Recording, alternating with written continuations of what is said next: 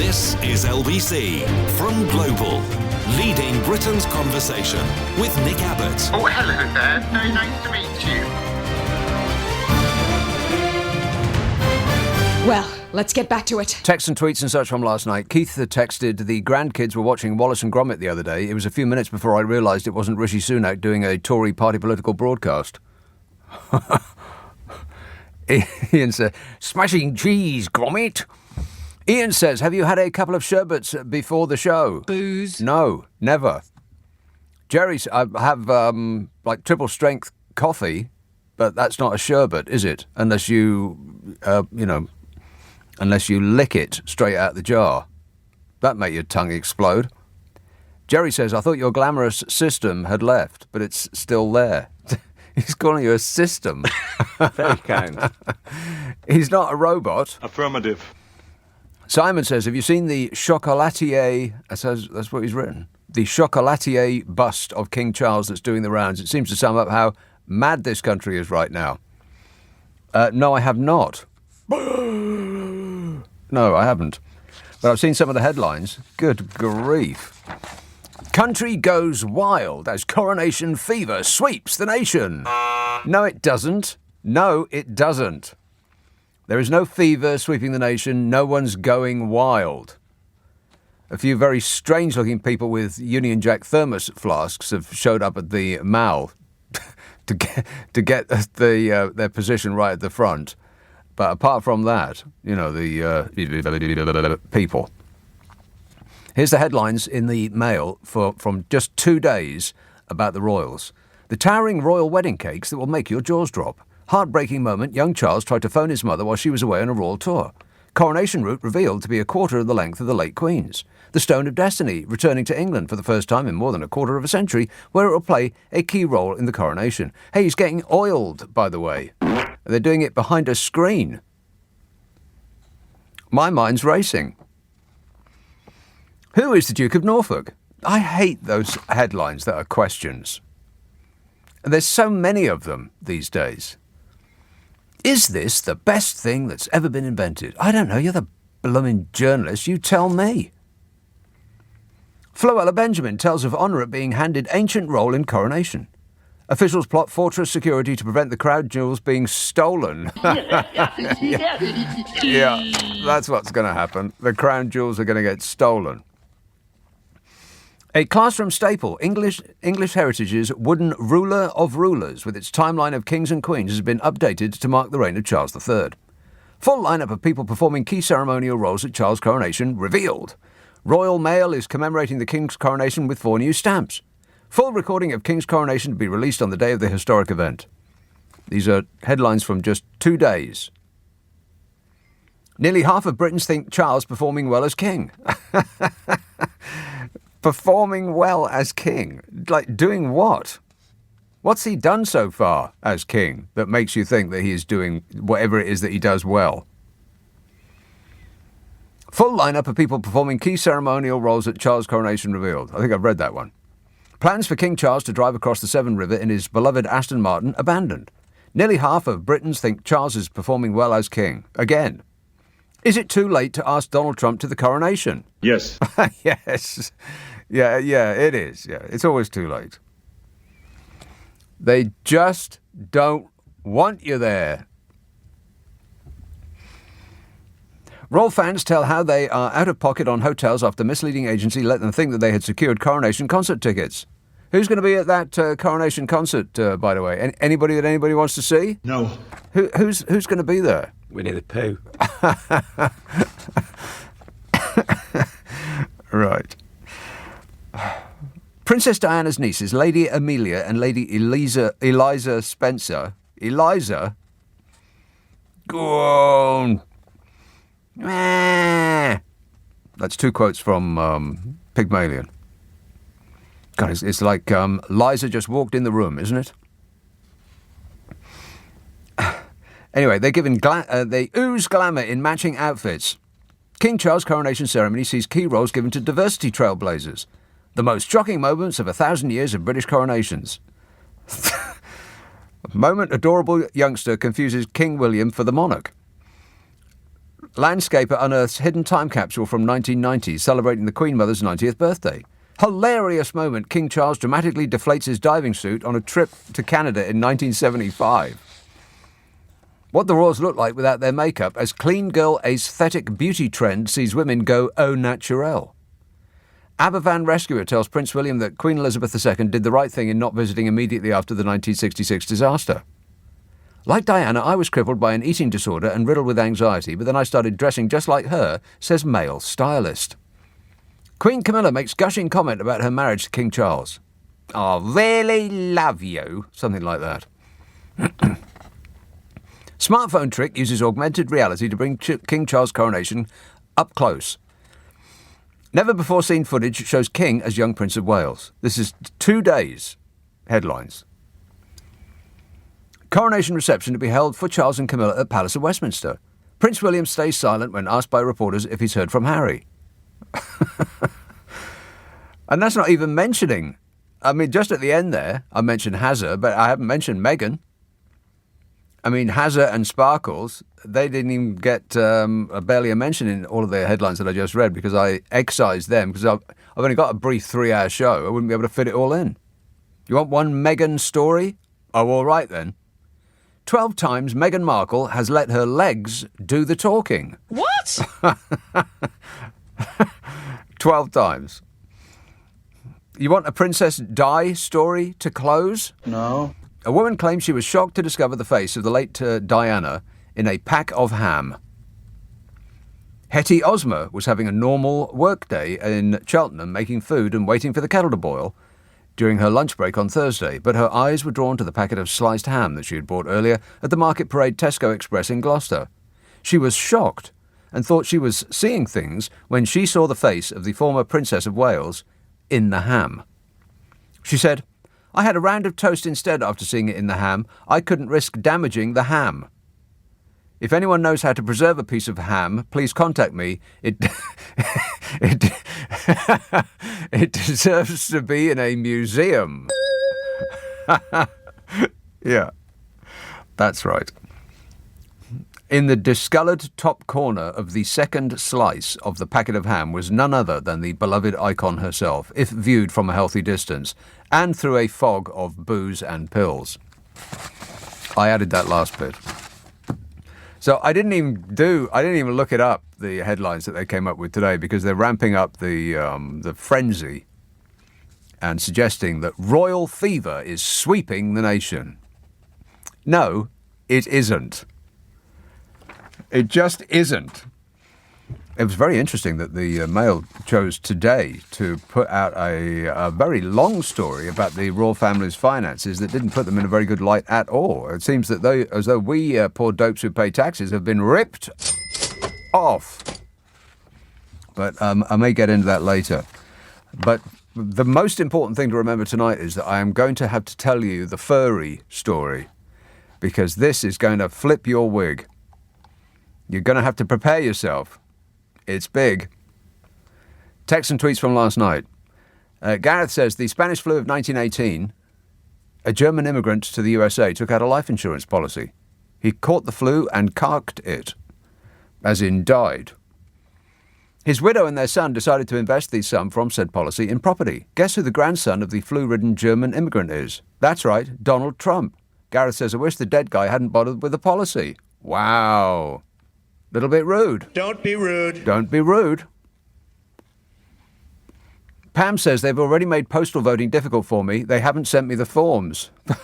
So I think the plan is working perfectly, Pam.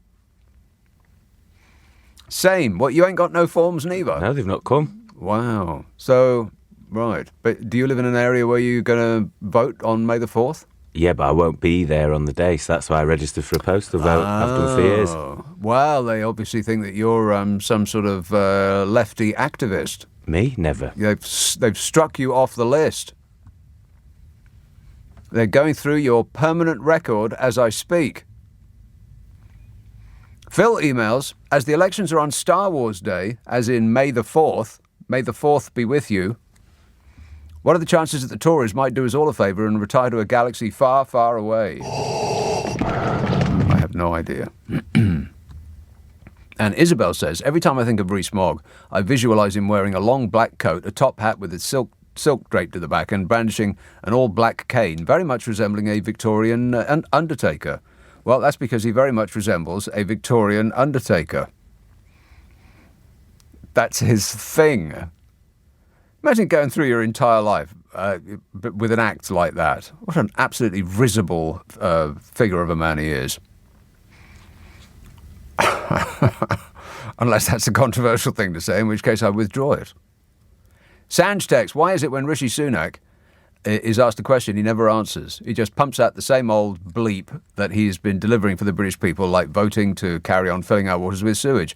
Is that what we voted for? No. No, it's what they voted for.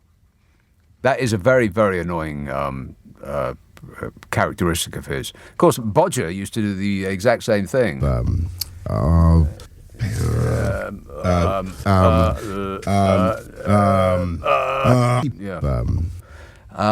But he could get away with it because he had the sort of that bulldozer personality. He could just blast through any inquisition by going, "Paw! Gadzooks!" But Fishy ain't got that. I mean, there's just nothing to him. He's just paper thin. And so when he's asked a question, he never answers it. He just gives the, well, that's not what people want to hear. What I'm here for is to tell people how marvellous I am. That's what people want to hear. It's my number one priority. This government will have integrity, professionalism and accountability at every level. 0345 6060 973.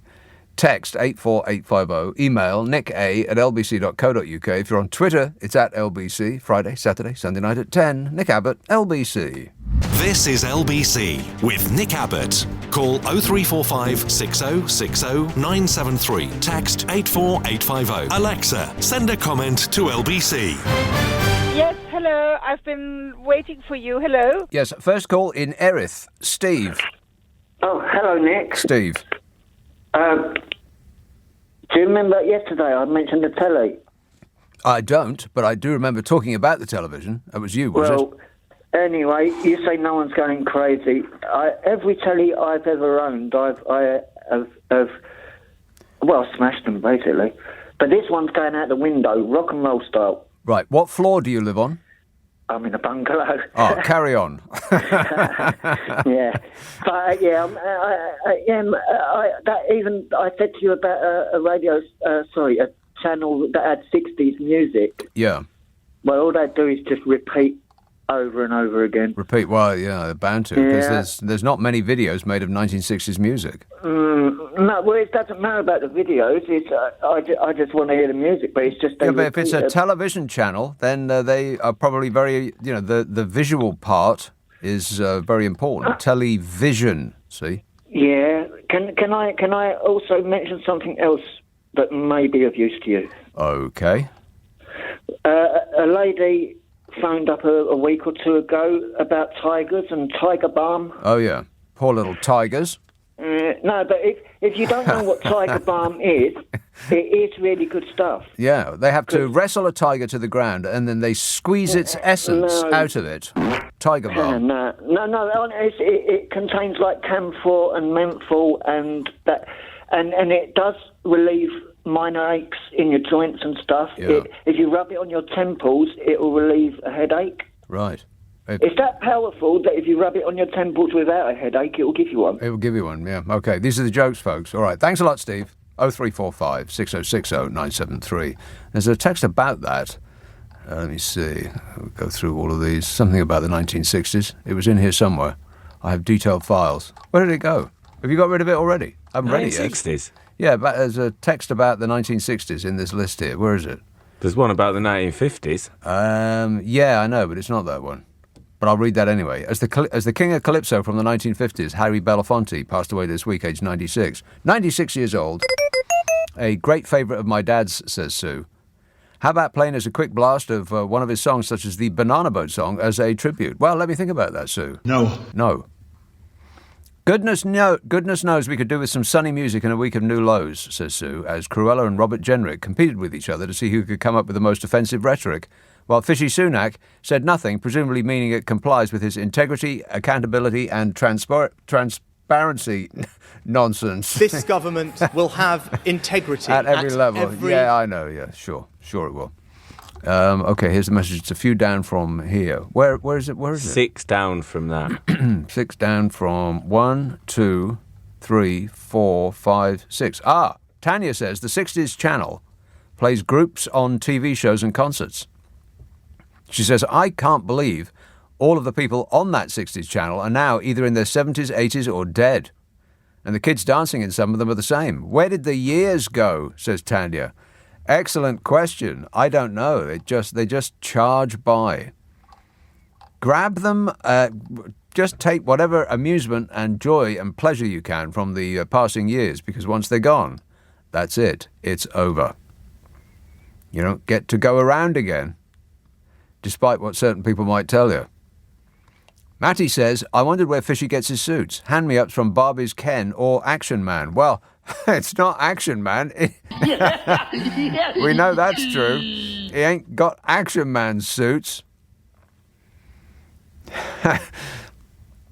And Sarah says, my militant Brexiter parents sold their house to a nice Polish couple after dozens of unsuccessful viewings. My mum was very vocal about these folks going home as they're a drain on our country, sponging off us when the Brexit vote was happening. Yet they're very happy to accept their money when it suits them. Brexiters, I give up, says Sarah. She's talking about her parents. I give up on your parents too, Sarah. Absolute shower. And John says, today the PM lived up to a fine Welsh description of him. Now I'll try Welsh.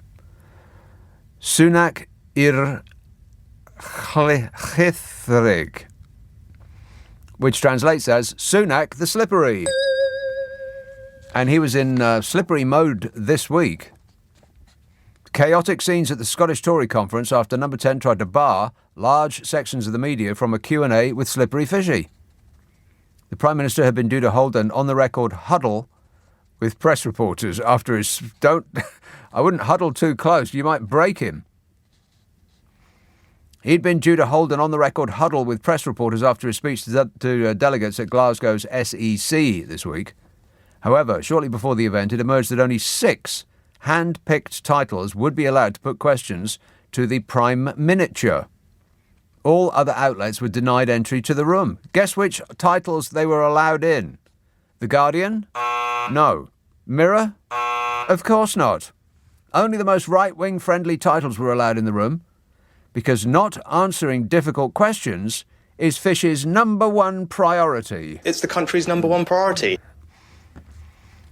The preferred newspapers were the Daily Telegraph, the Daily Mail, the Daily Express, the Sun in Scotland, the Times and the Press and Journal. Oh, fabulous. And I know what you're thinking. What's the Press and Journal when it's at home? Well, it's the publisher that also prints the Sunday Post, home of the Bruins and Ur Wally. They also print the Beano and the Dandy. I'm not making that up. Fishy Sunak is now only taking questions from the publishing house that puts out Lord Snooty of the Beano. My view. Exactly. And this dictator move to banish all but the friendliest of press caused a revolt. That's right. Journalists are revolting. The assembled journalists who did not receive special friends of the regime status demanded that they at least be allowed to listen to the questions and the answers, even if they weren't allowed to pose one. And the Prime Miniature's people said, No. But you can't just push around the British press like that. And journalists who got shut out weren't going to take it lying down. So they ignored Fish's media handlers. And the reporters followed Number 10 staff through the corridors of the Glasgow's SEC Centre, where Fishy was to deliver his carefully prepared and focus-grouped comments. I swear, does that man actually say anything at all out loud that hasn't gone through a focus group before it gets to his mouth? So these journalists followed the Number 10 staff right to the door, and that's when the forces of darkness gave up. It's where one of Sunak's henchpersons gave up the fight. They said, oh, OK, you know what, just let them all in, she said in exasperation. And so the TV cameras and the journalists all swarmed into the room, and there was a sort of a standoff between the media and Number 10 about who was to be allowed to ask questions of the dear leader. It's also, what would Donald Trump do? Except he'd do it while standing next to a helicopter, with its rotors running, so that no one could hear what he was being asked, which allowed him to answer the questions that he wanted to get asked, rather than the actual ones that reporters were asking. Donald Trump is not a very nice person. Donald Trump is a very nice person. And the broadcast reporters always all wanted Sunak's reaction to the resignation of Tory donor Richard Sharp as the chairman of the BBC over his failure to declare a financial relationship with Mr. Blobby. But Fishy hadn't had the answer focus grouped yet, so he didn't have a response, other than to say that he wasn't there to answer those questions, which makes you wonder if we have a democracy or a dictatorship. Journalists are supposed to ask the questions they want answers to, not the ones that politicians are willing to answer. I mean, ask Fishy how he keeps his hair so soft and his eyes so sparkly, and he'll witter on it for hours. Ask him where all the money went from fraud right under his watch, and he'll clam up like a clam. And then there was the embarrassing scene of Number 10 staff arguing with broadcasters, saying it was inappropriate for them to be filmed. Don't film the Prime Minister. He's a private person just going about his fishy business. And after more than an hour of toing and froing and frayed tempers, Sunak finally did his question and answer with the original choice of questioners, but with other reporters allowed to watch, quietly, from a distance. It is democracy in action. And when Slippery was asked about his plan to talk to only a few hand-picked reporters, the Prime Minister said, "That is absolutely not my understanding of what happened." What? Yeah. He wants you to disbelieve what you can see with your own eyes. He pulled that old Jedi mind trick. These are not the droids you're looking for. The problem is, of course, Fishy is not a Jedi. He's more Jar Jar Bing. That's what he sounds like to me. He's a little bit like Jar Jar Bing. This government... Yeah. Very strong Jar Jar Bing energy there. You want to get a grip, Fishy? I'm gripping it. 0345 6060 973. Text 84850. Email nick@lbc.co.uk. If you're on Twitter, it's @LBC. Oldbury, Ranjit. Hi, Nick. Have you been frying tonight? I have indeed, and I was fine yesterday and the day before. How is business? Because I've been reading some very, very bad things about cafes and restaurants and hotels all closing down. Well, they're finished with the pubs, and now they're going to finish with us lot soon. Right. Obviously, it was payday yesterday and today, so people have had a little bit more money. Then come the bank holiday Monday, they'll spend out again, and then the next bank holiday Monday, they'll spend out even more. Yeah. And then the month's going to drag longer. That's right. And people don't understand, what's happening to them. They've been manipulated. Yes. And not in a good way. You know what?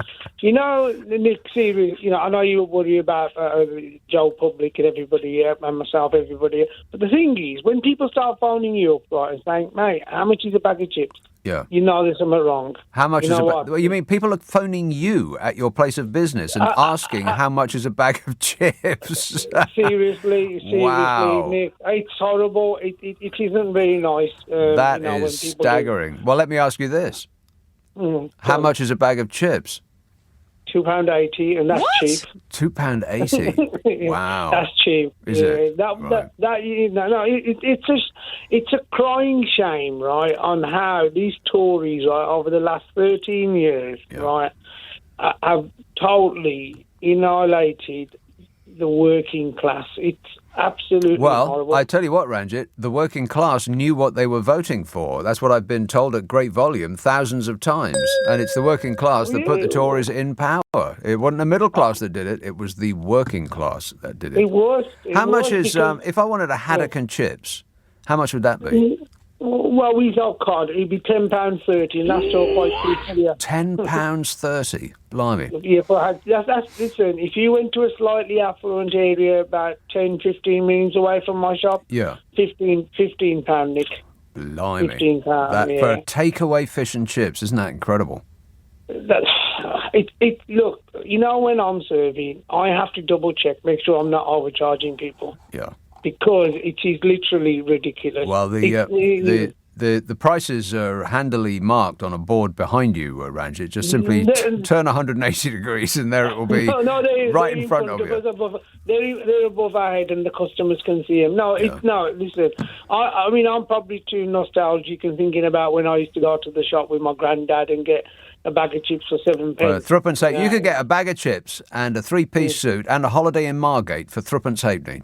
You remember that? I know. Ranjit, Anyway. I'm very sorry, but I'm going to have to go. Well, you're going to have to call back later because I'm past the news, unfortunately. I'll hold there and I'll come back. I did dance him around the houses. It wasn't quite what he wanted to say, so I'll come back to you. I never normally do that, but just for you. Just this once. 0345 6060 973. Text 84850. Email nick@lbc.co.uk. If you're on Twitter, it's @LBC. Just past 10:30, the news headlines with Tim Daly. This is LBC with Nick Abbott. Call 0345 6060 973. Tweet @LBC. Text 84850. Who do you think you're talking to? Well, I'm still talking to Ranjit because the conversation that we just had was a sort of it was an amuse-bouche, and now we'll get to the main course. Yes, Ranjit. Yeah, I want to talk about Rishi Sunak. 2 points, yeah. One is, have you noticed when he talks, he starts bobbing his head up and down, like if he wants to be a bit taller? He's like, hang on a minute, he's like those dogs that people used to put in the back shelf of their car, and the head seemed to be unconnected with the rest of the body. He's like on springs somehow. Yeah, he bounces his head around like that. Yeah, like he's dodging balls. Yeah, and talking about dogs, right? What's happened to the corgis of the Queen? Or is Rishi Sunak? Yeah. Or is Rishi Sunak going to come riding on one of those corgis, right, as a cavalry? That is a very good idea. Yeah, that would. He'd need a ladder to get up there. Yeah, what happened to the corgis? I think the corgis were given to Prince Andrew. Oh, no. Yeah, so they've probably been marked up and sold on to some dodgy oligarch from Azerbaijan. For hot dogs or something like that. He's probably running a store, right, in Hammersmith, right, selling hot dogs, right. That's right. Well, you've got to make ends meet somehow. Yeah, that he's going to pay that £12 million, isn't he? So, I mean, obviously his mum now, right, can't pay. You know, you can't sue somebody that's died up there for money, can you? So, at the end of the day, if that debt hasn't been paid, then it's kind of outstanding, isn't it? Maybe. But no, you need to find out what's actually happened to the corgis. Oh, okay, yeah, sure. Leave it with me. That's what I'll do. I'll go and find out straight away. Hey, there's somebody on the. Hang on a minute. Hey, Ranjit, there's somebody on the line who wants to have a beef with you. Hang on. Go on, yeah, just one moment. Hello, Jean. Hello, Nick.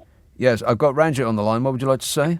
Yeah, you tell Ranjit, don't believe his hard luck story about his prices because he's overcharging. Right. And what makes you say that? I live in a very salubrious area of northwest London. Brent? And, my... No, don't. It's a very expensive area now. Oh, yeah. Mm-hmm.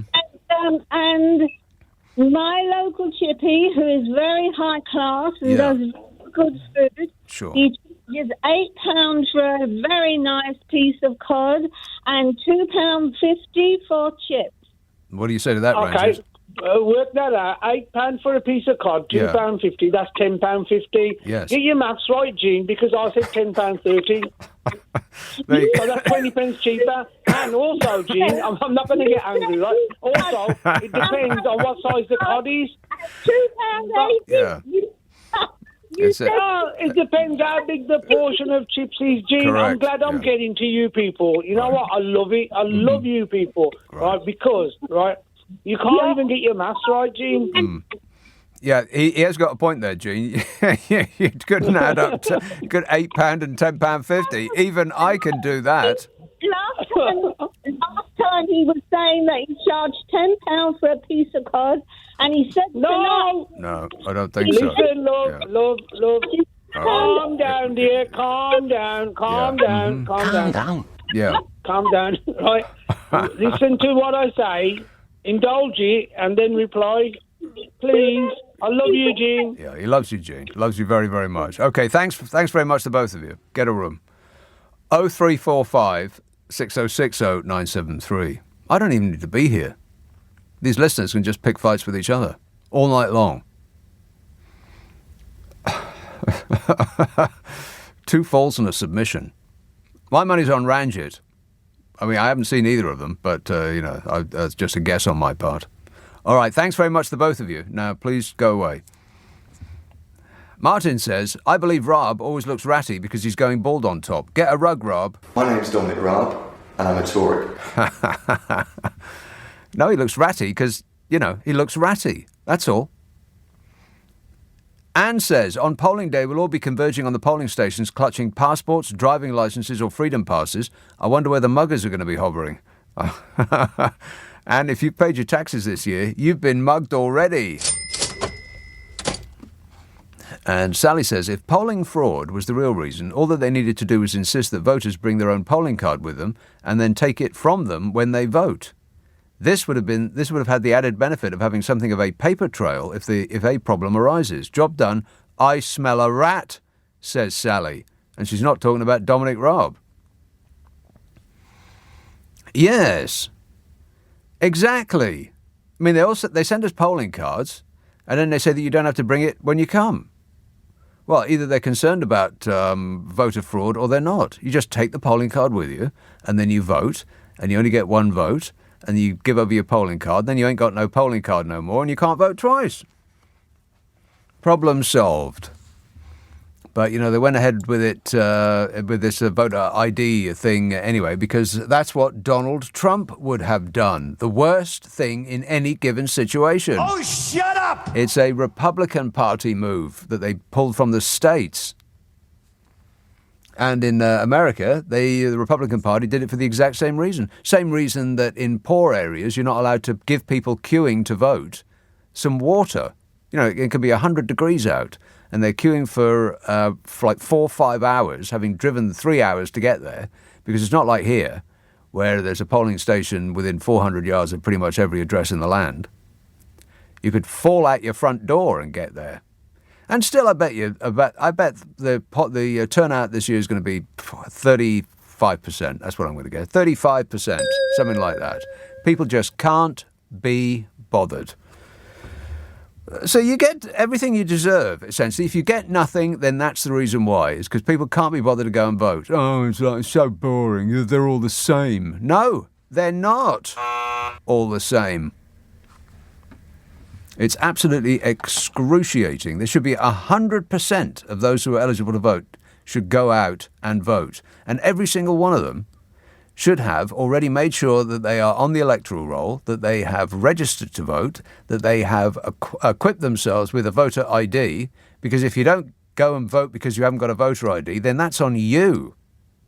You had notice. But don't get me started. Oh, I already have. Maidenhead. Hello, Paul. Hello, Nick. How are you? All right, thanks. Yeah, well, the main point is I think we're living in a democratic dictatorship. We are voting for our own demise, basically, through the years. Our own demise? Well, that's putting it a bit strong. Well, we are. We're voting. It's like the kids. They don't want the kids to vote because the kids are going to change the political situation, and it's all up to them. But I just want to talk just a little thing about hamburgers and fast food joints. I mean, my friend the other day, he was in a hamburger joint. Yeah. He only had a vanilla milkshake and a cheeseburger and chips and everything. It was 18 quid. What? £18? Impossible. Yeah. Why was it £18? Well, because of their price range. I won't mention the chain, but it was He got a burger and a vanilla milkshake. He got a quarter pounder with cheese, yeah, chips, vanilla milkshake, and it was £18. Yeah. Right, so was the bill actually £2 and he was just so drunk he spilled all the change out of his pocket and just lost it? No, you had to pay it. It was not £18. There's absolutely no way on earth a hamburger place in any address in the world, like a takeout joint, is going to charge you 18 quid for a burger, fries and a milkshake. The vanilla milkshake was £4.50. Nonsense. It's true. I don't believe you. Here, take him back and ask him where he went. Yeah? And then I'll check the menu as you wait. Pete says, did you see Boris on the TV news the other night? He came out of the house wearing a suit, and as he turned away from the camera, you could see his shirt hanging out the back of his trousers. Yeah, well, you're lucky he doesn't have a bottom hanging out the back of his trousers. Disgusting. What is that guy like? I mean, I know that that's his act, just like Smug's act is the Victorian Undertaker routine. My view. But, I mean, Bodger, with that whole schoolboy's ruffled hair and untucked shirt, and I can't quite dress myself, so please take care of me, Mummy, and it brings out people's mothering instincts. And they want to spit in the palm of their hand and smooth his hair down. That's his act. That's not who he is. It's a pretense. No one is that chaotic at that age. He's not 10. He's a grown-up, if you can believe that. Yeah. Wait a minute. Yeah, he had his shirt untucked deliberately. He used to run this country. I mean, no wonder we're in a blooming state. He can't run himself. What's this? He had forgotten onion. He had forgotten He's just told me. He forgot to mention it wasn't just burger and milkshake. Yeah. There was onion rings involved as well. Oh, well, I mean, that's where the 18 quid went. Onion rings. Only 6 of them, though. He wasn't happy. So did you find out where he went? Yeah. Right. Well, put the menu. Don't say it on the air, but put the menu up there, and I'll look into this. Was it an ordinary place, or was it like a hamburger joint by the Ritz, or was it the Savoy's hamburger joint, or something like that? It was a chain, and it cost £18 for a burger, fries, onion rings, and a milkshake. And I bet the milkshake didn't even contain milk. It's some sort of milk-like substance that keeps its shape even when it melts. What is that stuff? All right, well, go on then. Put the thing on the screen there and get. Okay. There's no way that cost. There just isn't. Have you looked this up? Right. I cannot go any further without looking this up. So, there's no prices. Oh, it's one of these places where you got to apply for prices. Well, no wonder it cost him 18 quid. They've lied to him. They've just made it up.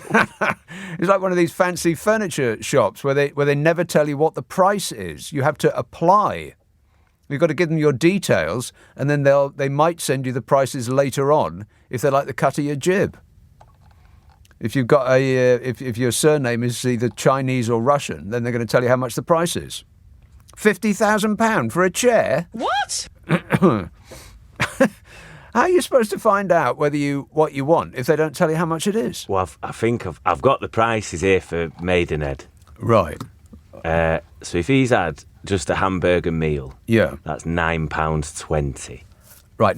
What's in a hamburger meal? You get hamburger, chips, choice of drink. Hamburger, chips, and a choice of drink, but not onion rings? No onion rings. Right, so is that extra? Yeah, it must be. So hamburger, chips, sides. And your choice of drink is how much? £9.20. Blimey. 6 that's onion a lot. rings. That is a lot, isn't it? Well, it is. He said he had 6 onion rings, that's £3.15. Each? Yeah. No, for 6. So that's £12.35. Yeah. Which means his milkshake was about £6 if this is right. That's incredible. Oh, well, yeah. How much is it? Milkshake, £4.15. Wow. They've nicked a couple of quid off him. Well, maybe it was a tip for excellent service. It was counter service. You know, they took it from the shelves behind him where it had been sitting under lights for 3 hours, and then they handed it over. Then, therefore, they deserve a tip, no doubt. I went to the supermarket the other day. You know, broccoli's £1 now. A pound. It used to be 49p. Just a couple of months ago, it was 49p. Now it's a pound. How did that happen? I mean, what are they wrapping it in? Gold? How has it gone up by double in a couple of months? I'm not hallucinating, am I? A head of broccoli used to be 49p, unless you went to a top person's store, and then it was like £1.50, which is why I never used to buy any vegetables or fruit or anything from a top person's store. But, every now and again you've got to go there because there's just stuff that you can't find in your local, shop that begins with T and ends in Esco. There's just some stuff that they just don't do. So you've got to go whiz around a top person's store and, make sure that you don't actually get carried away and start loading up the trolley with all sorts of yummy comestibles. You've got to be very, very strict with yourself and only get the things that you came in to get. And you go buy a head of broccoli and you think it's like £1.50. So God knows what it's like in a top person's store now. I mean, if the ordinary supermarket it's gone up by 100%, then you're going to have to take a loan out to buy a head of broccoli in a top person's supermarket. I mean, good grief. How's it gone up so much? Why does it cost twice as much now as it did a couple of months ago to buy a head of broccoli? I mean, I don't really keep prices in my head, but that one just jumped right out at me. I know that milk's gone up a boatload as well. That used to be like £1.86 for 4 pints, and now it's £2 some. But it hasn't gone up 100%. So how come broccoli is so expensive? What's so blooming great about broccoli that they can charge that much? Don't even particularly like it. 18 quid for a burger, chips, a drink of your choice and onion rings. That's incredible. What's happening? Well, that bloke out of the Bank of England told us that we're all going to have to accept being poorer. This says, listener says you go to Aldi, 49p for a frozen broccoli. Well, I don't want no frozen broccoli. I want broccoli. Like a lolly, a broccoli lolly. Who wants that? Fine then. Don't get the hump with me. Fine then, he's written on the screen. I'm just trying to help you. You can take your help and stick it. Here, don't forget to remind me to do the furry news. Yeah, furry news. This is his last day on this show, and he's on his worst behaviour. Pete says, did you see? Oh, no, I read that. Boris Johnson with his bottom hanging out his trousers. Disgusting. Yeah, what is he like? God's sake, man. I mean, it might have been amusing when you were a child, but you're a blooming grown-up for crying out loud. Can you imagine what the inside of his house looks like? I mean, it just must look like a bomb's gone off permanently. Cheryl says, for years I thought the be polite sound was Donald Trump until one day I watched a Blue Velvet and I suddenly realised with surprise. Be polite! Yeah. Donald Trump. Doesn't sound like Donald Trump to me. I mean, Donald Trump would probably say it more, he would be more fluent than that. He would use, bigger words because he knows a lot about words. I'm very highly educated. I know words. I have the best words. Has the best words. I mean, there's just something intrinsically funny about Donald Trump, isn't there? I mean, there's something utterly horrible and gruesome about him, but there's also something intrinsically funny about the man. It just is a fact. He's funny as Joe Biden isn't. But that's not a good reason to run a country, though, just because you're amusing every now and again. Pete says there's some great stuff on Channel 5. On Wednesday, they had a programme about a cannibal who found somebody online who was willing to be dismembered and eaten. Well, that's just the internet bringing people together. It's a happy story. Good grief. I think that's actually true, isn't it? I mean, it's not the kind of program that I would watch, but I believe that I did sort of read the headline a little while ago and then reeled back in horror at what I just read and refused to read the rest of the story. But the headline itself, once read, you can't unread it. And it was like the cannibal story, but worse. If you can imagine something worse than that, it was, it was worse. I don't even want to say it. I don't even want to think it. Somebody was trawling on the internet looking for somebody who wanted to, lose a part of themselves. And he found them in large numbers, apparently. God. But that's the internet bringing people together. For added HAPPY-ness. Chris emails, I completely forgot that BBC Two and maybe BBC One would stop showing programmes after 1 a.m. Those were the days. They used to stop showing programmes at midnight. They used to have a clock at the end of BBC Two. Because I think it was the end of... why was I watching that late? It must have been the old grey whistle test. Rock and roll! And the old grey whistle test would end, and they'd have that ancient-looking clock that looked like they'd filmed it through a stocking. And it would tick up to midnight, and he'd say, a very good evening from everyone here at BBC Two. Boo! And then the thing would go down into like a little white light. Oh, the stuff you missed as growing up, kids. You've got no idea. 0345 6060 973. Clevedon. Hello, Chris.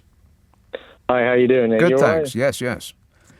Yeah, I was just talking to your colleague just now. I've done a variety of gig economy jobs sort of over the last 20 years, but I'm a mystery shopper by trade. And I mystery shopped a company sort of local to Bristol that charges £18 regularly for a burger, fries and a milkshake. And they have, I think it was either like Mama's signature seasoned fries. Yeah. And so we ordered them. And it was getting close to the end of the night, and I looked around the back, literally saw them chucking a bag of curly fries middle into the fryer. Yummy.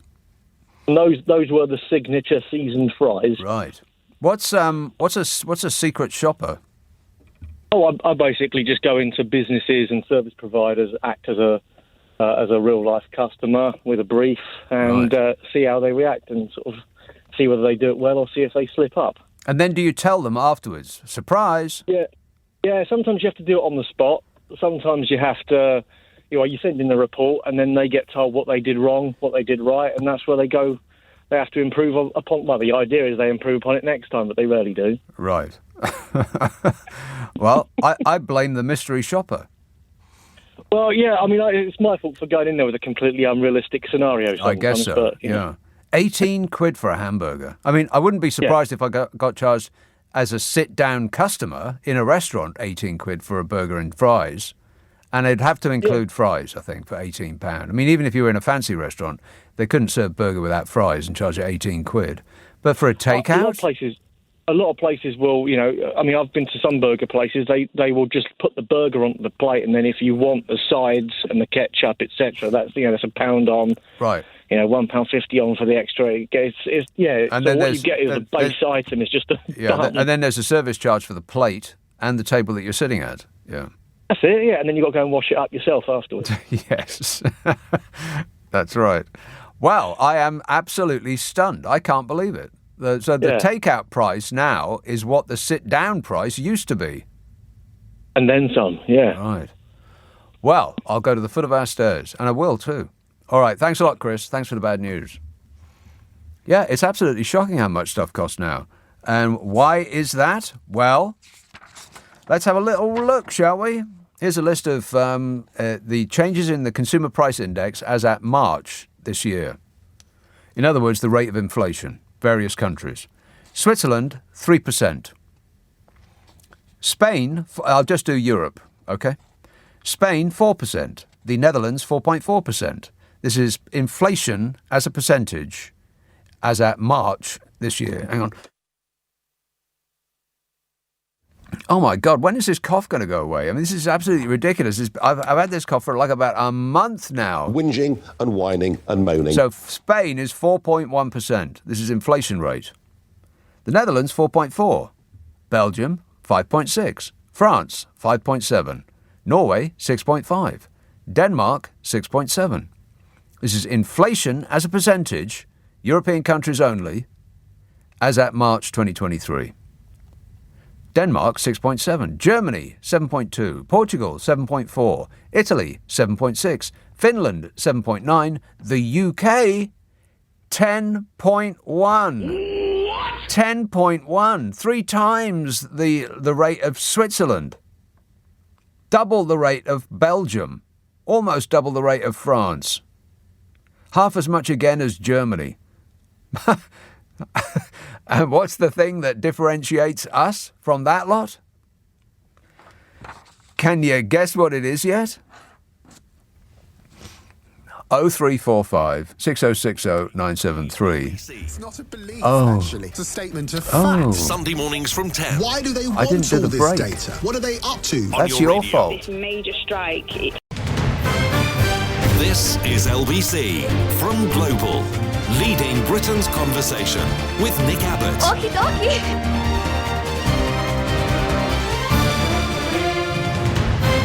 Anybody care what this guy thinks? No!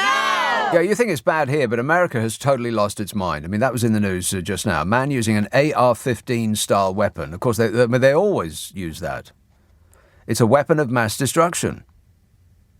They love it in America. It's better than Jesus.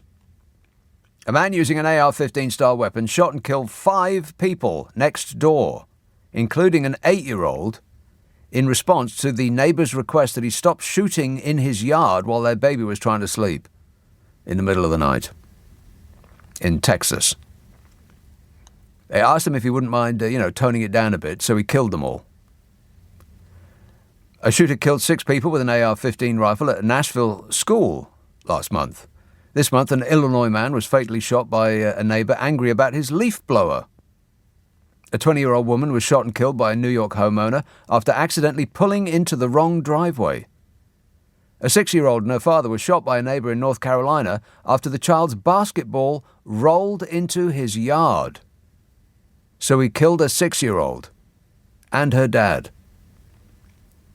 This followed the April 13th shooting of Ralph Yarl, a black teenager who was picking up his siblings and was shot by a white man when he accidentally rang the doorbell of the wrong home.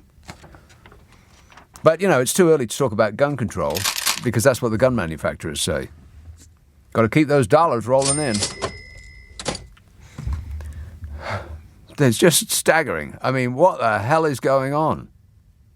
So, at least we've it might be scary here, but at least we've got America as it's nothing funny about it, but it's the laughing stock of the world. The American dream is dead. Is dead, yeah. He got killed with an AR-15 by a ding-a-ling.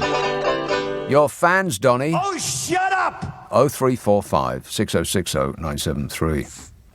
Marion texts, snooker is on the BBC. If you don't like watching, you can maybe just use it for background going to sleep noise. Yeah, I don't like watching. There was a time when I watched snooker, and it was probably just after they first put it on TV, and I found it a bit hypnotic. It was a bit somnambulistic. Because it's green, not much happens. There's some little coloured balls. Groovy. And there's just that, that noise. It's restful. But it's not something I'd actually want to, actively watch. No thanks. Appreciate the offer, not for me. And in relation to something we were talking about last night, Tom says, I consider the James O'Brien-Nigel Farage interview to be the best political interview in history. It has absolutely everything. Yeah, it had this bloke. I'm a nutcase. Being dismantled molecule by molecule and as he was getting angrier and angrier, throwing out all these spurious non-facts and statistics, James O'Brien seemed to be pulling out info. He was like fact-checking him in real time. How did he do that? I think somebody needs to check whether James O'Brien is actually plugged into the mains, because I suspect that he's a robot. Affirmative. A little bit robotic, I think. Because otherwise I cannot explain it, because I certainly can't keep facts like that in my mind. How does he do it? 0345 6060 973. Let's have a call in Liverpool. Hello, Vincent. Hello. Vincent. How are you? Good, thanks.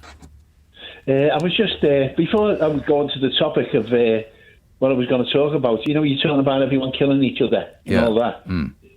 But it's not amazing. But the thing is, Nick, you mentioned the white fella shooting a black fella, but you know all the others. You never mentioned that. But anyway, by and by, all the others. What others?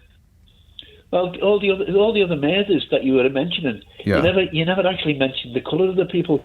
Well, that is true. Yeah, it's just what was written down. It was just what was written down in front of me. I mean, okay, yeah, all right. Well, never mind. Most people in America who kill most people in America are black kids shooting each other. Is that what you want me to say? I've just thought about what you said. Right. To be honest, when talking about the burger, you know, when that fellow was talking about the price of the burgers and all that, I was listening and I thought at the end he was going to say, plus the flight to Acapulco. Yeah. You know, it was that dear, wasn't it, to be honest? The last time I spent that much money, I got a suit, a tie, and a pair of shoes. Yeah, I think I made that joke, Vincent.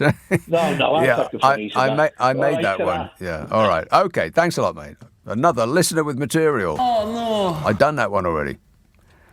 Alan says, do some deep breathing with a face sauna. Just thought about nebulizers. Isn't that just a hospital vape? What's a nebulizer? Sounds like a spaceship.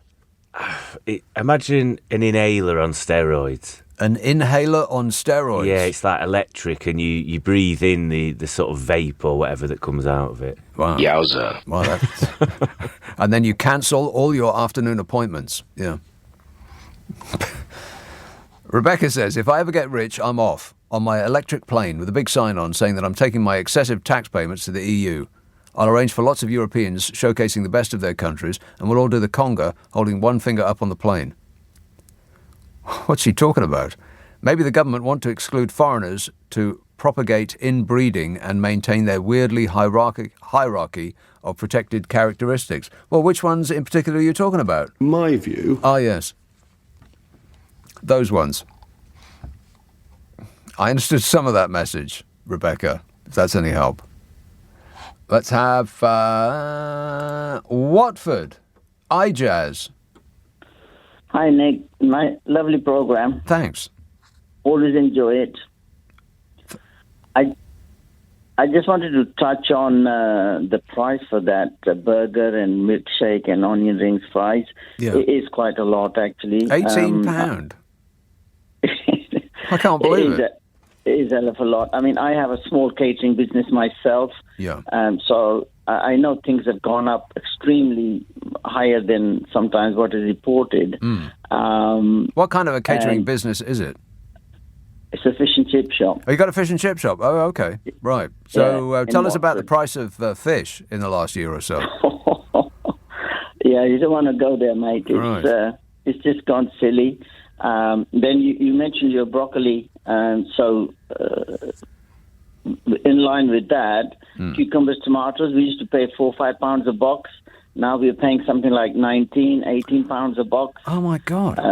Onions, £28 a bag. Used to pay 12, 13 pounds. So things have gone up 3 or 4 times. Yep. Yeah. That is absolutely staggering. I mean, there's something to be said for not now, but we used to, before this latest catastrophe has overtaken us, we used to pay a very small amount for our food. I think that you can make a justifiable argument on that level that we have over the past, let's say, couple of decades, been paying a very small amount for our food because the supermarkets have been doing an absolutely unbelievably great job of screwing their suppliers for a start to the benefit of the consumer and having a price war with each other, which has kept prices down. I mean, we have a wide variety of foods, the likes of which we couldn't have imagined being at our disposal all year round. I mean, we couldn't have imagined it in the 1960s or 70s. It's just, if you took somebody from the 70s and walked them around one of those mega supermarkets that we got now, their jaws would have been on the floor. They wouldn't have been able to believe it. And the prices, they were just giving it away. All year round. Yeah, but not no more. Ain't giving it away no more. No. But yeah, it's affecting businesses as well quite a lot, especially small businesses. Yeah. With the price rises and difficult well, it's difficult, I think, for catering, hospitality businesses. Right. Do you employ people to run your... Yes. Okay, so have you found it difficult to get people to do that lately? Extremely difficult. Yeah. You can't find anybody. Right. It's you don't even want to go there. I mean, we have a permanent staff wanted poster in the window, but nobody ever turns up. Nobody comes up, right. Well, you and everybody else that's running a business in the hospitality sector, apparently. You're all having that problem. Well, it's funny. Well, you say that, but this afternoon I was sitting at a table with somebody. He's a dentist, and we were talking about business. I mentioned it to him, and he said, "Oh, you're having the same problem?" He said, "I thought it was just us." So I said, "No, he's I a think dentist, in general, right? Yeah, he's a dentist." He said, in general, small businesses, I'm sure you're aware, small businesses in the country in general, overall, whatever the small business is, we're all having problems recruiting people. Yeah. It's not that you pay less. You can pay whatever you like. Some people say we are not paying enough. We're paying more than enough, but you just can't get anybody to work. Right. Well, that's because people are determined not to do the kind of jobs that there are vacancies for. And we knew that before we left the European Union. And we were told that over and over and over again. And we come to find out that all of those people that said, oh, no, British people will love to bend over double in a field all day and pull tubers out the ground and scrape the gunk off people's teeth and whatever it is. But no, we don't want to do that. We didn't want to do it before, and we certainly don't want to do it now. And all of those businesses that have come up, I mean, the entire way that we run this country has been based on paying a certain amount in wages to the people that make those businesses tick over. Those businesses can't just turn around on a sixpence and start doubling the amount of money that they pay people in order to get them to in their desperation to get them to work, because that will just put them out of business. Yeah. All right. Okay. Thanks for the update, Ijaz. And I've got a story about that, but I'm determined to do the break at the right time in this particular hour, because otherwise, then I'll have to punish myself. So I'm going to go away and I'll come back and I'll give you the there's nothing really good news about it, but don't forget to remind me to do the story about the furries. Friday, Saturday, Sunday night at 10. Nick Abbott, LBC. This is LBC with Nick Abbott. Call 0345 6060 973. Tweet at LBC. Text 84850. So here is this story. It's interesting that it was brought up by that last fella in the very day that this story came up in the Independent. Brexit is killing the hospitality industry. Yes, I'm afraid that this is a story about the B word. Oh, no. Brexit is killing the hospitality industry, with more than double the number of venues closing in the last 12 months, as in the years before leaving the European Union, and more than 6 times the figure of the year before. Freedom! Freedom from having a choice of where to eat. The net closure of almost 4,600 pubs, clubs, hotels and restaurants to the end of March this year amounts to an average of over 12 closures per day, with, of course, independent family-run businesses taking the biggest hit. All of those international corporations, those chains of coffee shops that proliferate here, there and everywhere, baby, they'll do just fine. Don't worry about that. I mean, apart from anything else, they don't pay any tax. They pay less tax than the royal family. Britain now has 13,793 fewer pubs, bars, hotels, restaurants, nightclubs and other licensed premises than it had 3 years ago. Wow. This represents a 12% contraction in the UK hospitality sector. That's incredible. In 3 years, it's gone down by 12%. It's more than twice the 6,400 net closures recorded in the 3-year period before Britain's withdrawal from the EU. In 3 years before we left the EU, 6,400 net closures. In the last year alone, in the 3 years since, 13,793. More than 30% of nightclubs have gone to the wall. 30%! Half of them in the last year. 1 in 12 restaurants. 5% of sports and social clubs ceased trading in the same period. Many owners have cited persistent staff shortages since leaving the EU as the main reason they had to close. But, what do business owners know about business, eh? There's currently 142,000 unfilled jobs in the accommodation and food services sector. This is according to the Office for National Statistics. That's a 6.5% job vacancy rate, which is about 50% above pre-Brexit levels. We yelled at all those people to get out of our country, and they did. Chef-restaurateur Mark Hicks announced with a heavy heart last year that he was closing his Dorset pub, the Fox Inn, because of staff shortages. Weymouth fish and chip shop, Fish and Fritz, shut last month, citing a lack of staff. Michelin Guide-listed gastropub The Muddy Duck in Oxfordshire ceased trading because it was unable to replace a departing chef team despite trying for 3 months. Economists say staff shortages are mostly due to post-Brexit immigration policies. Stopping people coming here and propping up the country is their number one priority. Under my leadership, the government's priorities are your priorities. The people's priorities. Oh, God, it's just vomitous, isn't it? The people's I'm here to talk about the people's priorities. Brexit has led to less trade and lower growth, with the UK economy 5.5% poorer than it would have been if Britain had stayed in the EU. That's according to a study by the Centre for European Reform. That amounts to £40 billion in lost tax revenue. £40 billion. There's 40 new hospitals up the spout then, eh, Bodge? Yeah. Wait a minute. 40 billion. A professor of economics and public policy at King's College London called Jonathan Portes told The Independent that lower paid sectors have been big losers in the post-Brexit immigration arrangements. He said the government would never openly admit it, but the consequence of their stated aim to move to a high-wage, high-skill economy and shrink the low-wage economy is that a significant number of low-wage employers, like hospitality companies, will go bust because they don't have the wiggle room to adjust to paying higher wages.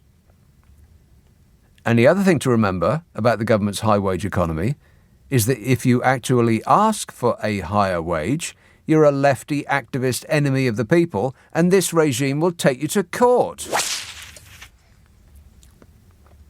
Tony Wilson, director of the Institute for Employment Studies, said we are one of the only major economies in the developed world with less people employed now than before the pandemic began. Or, as Fishy Sunak would say, we have more people in employment than any country in the history of the world. Liar! This is exactly the kind of thing he'd say. The untruths come easily to this one. This government... Yeah, we know. Integrity. And not only has Brexit held back growth, but it's also made inequality worse. Of course it has. With parts of the country more impacted by staff shortages and closures than others. Poorer areas have done worse. The poorer your area, the worst it's likely to have been hit. It's levelling up in action. It's what the people voted for. Brexit's led to a shortfall of 330,000 people in the UK labour force, mostly in the low-skilled economy, compared to how things would have been if we'd stayed in the EU. All of those jobs that Brexit has insisted that we would do, we aren't doing. Because we don't want to do them. It's almost as though absolutely everything that Brexiters promised has failed to come true. I don't know anything. Exactly. The co-owner of a restaurant in Fulham called Fen, which opened in 2018, said staffing has been an ongoing issue. He said, prior to Brexit, I believe things were very different. We had 10 good candidates per job before we left the EU. Now we're lucky if anyone turns up, just like that last bloke I was talking to. It's a constant battle, he said, and especially upsetting because the people have put in 60-hour weeks and we built such a revered reputation, but the truth is that while COVID was big, Brexit has been massive. You look at all the closures going on countrywide and you can see that this is definitely an issue. But, now we're free of that meddlesome EU red tape that, come to find out, was actually holding the country together. But at least the millionaires that persuaded us to vote to leave with lies and false promises will be okay. I mean, Smug won't suffer, will he? Bodge won't suffer, and Fishy won't suffer either. It's just going to be us poor dopes who pay taxes. The little people. Exactly.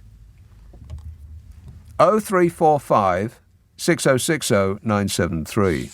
And just as an aside, by the way, if people are planning their holidays, around about this time of year, people start to think about getting away. Just anywhere else would be good, right? Well, your money is worth considerably less than it used to be. And the reason is Brexit. Brexit made us instantly poorer, devaluing the pound overnight. It's never recovered. For a pound, in 2016, you used to get $1.48. Now it's 1.24. It's gone down 16% against the dollar. 16%.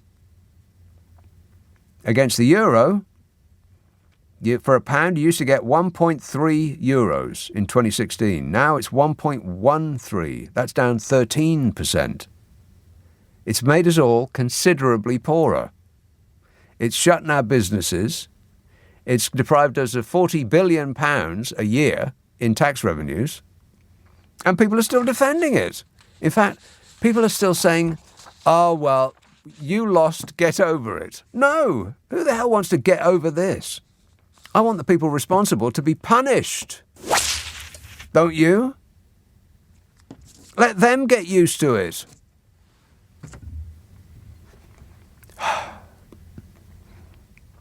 Ahmed emails, I think as it's his last show with you, can you not co-host today with the glamorous one? No need to pay him. The extra publicity should be enough. No. What was that thing that you pulled up just now about Prince Charles? Oh, God. Ordinarily, I would seek out the Daily Star for something quite funny, but the Mail has just topped it, I think, about the coronation. They have gone absolutely berserk because I assume that they think that on a slow news day, they'll always have some nonsense about the royal family to fill their pages with, and people will suck it up. Unfortunately, I just don't think people are that interested in Chaz. They just aren't. I get a sense of desperation from the press that they're trying to whip us up into some sense of excitement about the coronation, but that sense of excitement does not exist. I mean, you've got the usual weird-looking people who've already taken up their position in the Mall just so they can see some bloke waft by waving at them. I don't know why. I mean, it's like a week away. What you're there for? You silly people. But the royal fans go crazy. The coronation fever sweeps the nation. Yeah, no, it isn't. It really isn't. And this is the front page of the Daily Mail on Sunday. Is that right? Yeah, this is tomorrow. In historic break with centuries of tradition that will turn Charles' big day into the people's coronation. By the way, uniquely for the Mail, the only thing on the front page is one royal story or another. Your special coronation edition, free giant glossy Kings and Queens poster. And then, of course, William and Kate's love heart emoji to toast 12 years together. Oh, God, get me a bucket. Anyway, it says, in historic break with centuries of tradition, we're all invited to swear our allegiance to the king. Yeah, let me think about that. No. Yeah, no thanks. No thanks. I mean, the last time that that kind of thing was imposed upon us, it was at the end of the cinema film, and as the titles and of course in those days, back in the 1970s, they didn't have 10 minutes of credits. It was just who the actors were, who the director was. That was it. And then suddenly it was the this thing piped up, and everybody in the cinema had to stand up and just stand there and take it for what seemed like an eternity, which is why there was a mad scramble to get out of the place the moment the film was over. So, I swear my allegiance to some guy who's been put there by accident of birth because an invisible space wizard said so? No, that's okay. I'm busy. busy that day. 0345 6060 973. Text 84850. Email nick@lbc.co.uk. If you're on Twitter, it's @LBC. Just past 11:30, the news headlines with Tim Daly. No. Right, that's my fault entirely. Just past 11:30, the news headlines with Tim Daly. Nick Abbott on LBC. Call 0345 6060 973. What in places goes on inside that head of yours? Here's a call in West Devon. Hello, Rose. Oh, hello, Nick. Rose. Well, you do give a person a shock. That was a bit sudden. Well, I nearly went off my head this morning, cooped up in this place, and I thought, do you know what I thought? I've thought it before. I thought class is also about space. It's how much you're allowed to occupy on Mother Earth. Mm. And that led me to Lavinia Grace, who I was very moved by yesterday, or last night, I should say. Right. What was she saying? You know, she was talking about the loss of species. You know, the whole global warming thing, yes. pesticides and everything. Right. And I thought, well, when I get out to the country with my binoculars, I mean, this is a slight exaggeration, but sometimes I think I'm actually hoping to see a bird, you know. And oh, look, a bird. Yeah. Yes, exactly. It's not quite that bad, but I'm sure well, you know what I'm trying to say. Yes, well, the dawn chorus is not what it used to be. Oh, well, I was very lucky where I was living before, I think, perhaps. Because it was pretty stunning. I was living out in the country until a year ago, I should say. And it just happened to be very good habitat there, you know, lots of trees. But I'm very sad to hear you say that. You know, I hadn't realised it was, you know. Well, if the insects have died off by, I can't remember exactly what it is, but it's something like 70%, and if wildflowers have died off, which is what insects love, by something like 95%, something like that, then no doubt birds have died off as well because the birds eat the insects. Which is a pretty horrible thing. I mean, imagine your diet being insects. Ugh. Have you ever accidentally eaten an insect? I know I have. No. They taste absolutely revolting. I don't know how birds do it. No. I just realised I seem to have contradicted myself there. But, you know, when you have got a lot of trees together, you do tend to get the birds. But you go out in the country with nobody, where, you know, there's nobody with a feeder and feeders and all that. And, and less trees, and, you know. But what I was also going to say was I met a young RSPB chap with a stall in town recently. The Royal Society for the Prevention of Birds. Prevention of Birds, yes. Or the persecution of birds. Yeah. He said that young kids come up really thrilled by the pictures of birds and animals, but the parents aren't.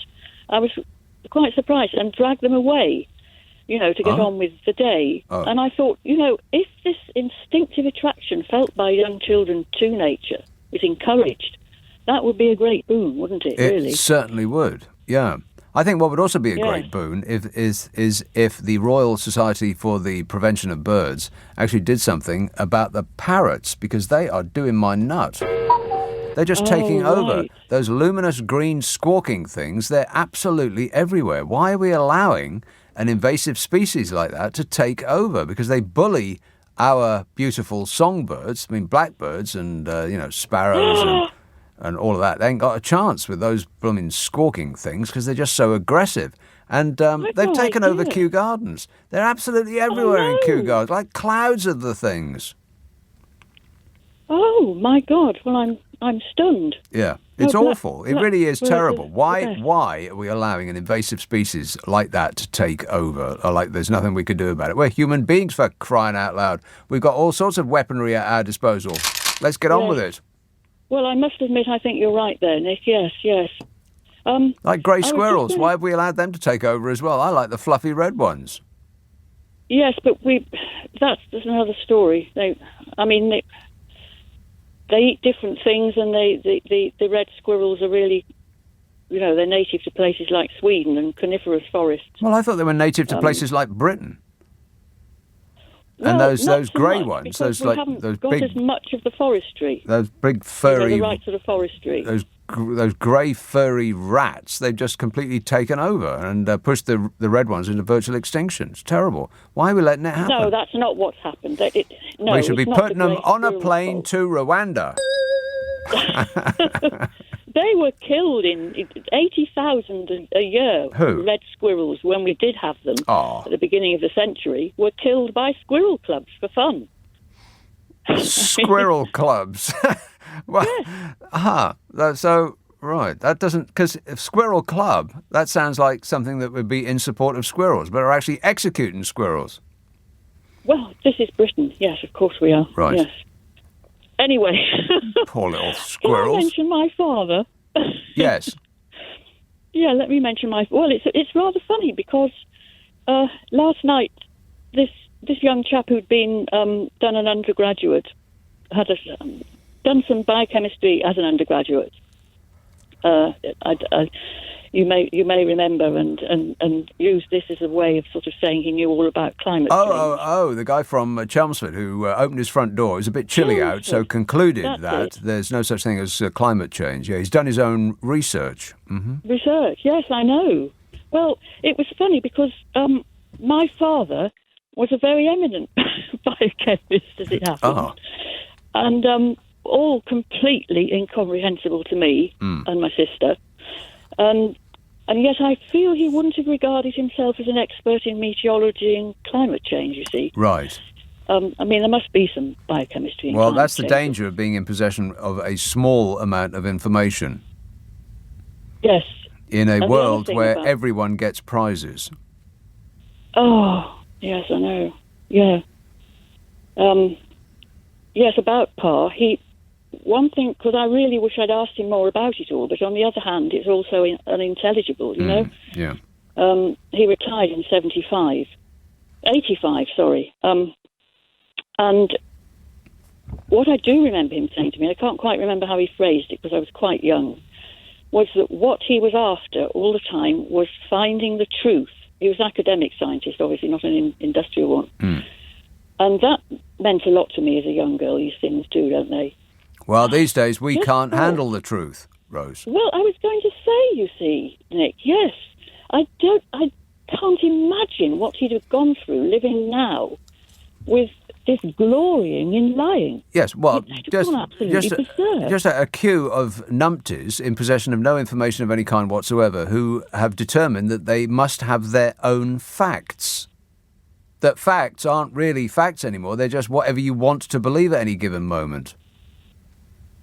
Well, quite. And science is all about the empirical thing. You observe. I mean, I think it's a bit flippant, but I see him spending his whole time peering at completely invisible things, you know, which he was, down strong microscopes. Oh, I see. Right, not with the naked eye. He wasn't like, I see dead people. Not like that. No. Right. And then these pages and pages of unintelligible calculations with little X's and, you know, multiplication things. Numbers. Boring. Yeah. Yes. Yes, but it's all meticulously accurate. Absolutely meticulous and inspired generations of biochemists after him. And I just feel it's only just occurred to me, really, because of that chap, you know.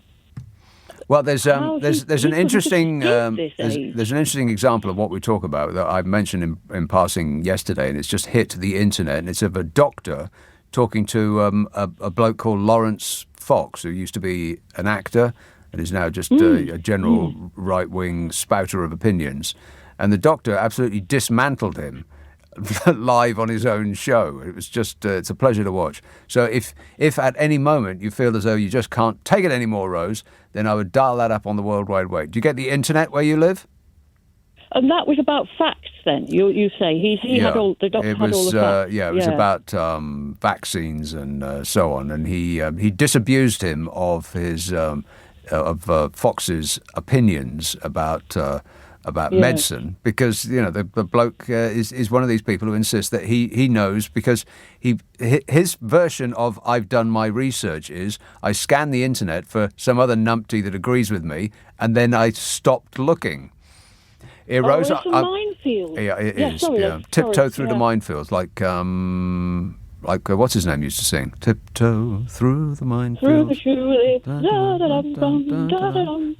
And on that painful note, that's it. Thanks a lot, Rose. 0345 6060 973. Right, I promise furry news coming right up. Leading Britain's conversation. Nick Abbott. Alexa, send a comment to LBC. Right, here it is. Are you ready? Yes, I am. Right. Now, I should make it clear that this is the furry story that I was talking about last night. And we finally come to the moment where I'm going to lay it on you, baby. The furry story. Now, do you know what's coming? No, I've tried looking. Can't find it anywhere. Right. So when I read this, I thought there's absolutely no way that this is true. And I checked the date of the story, assuming that it was going to be the 1st of April.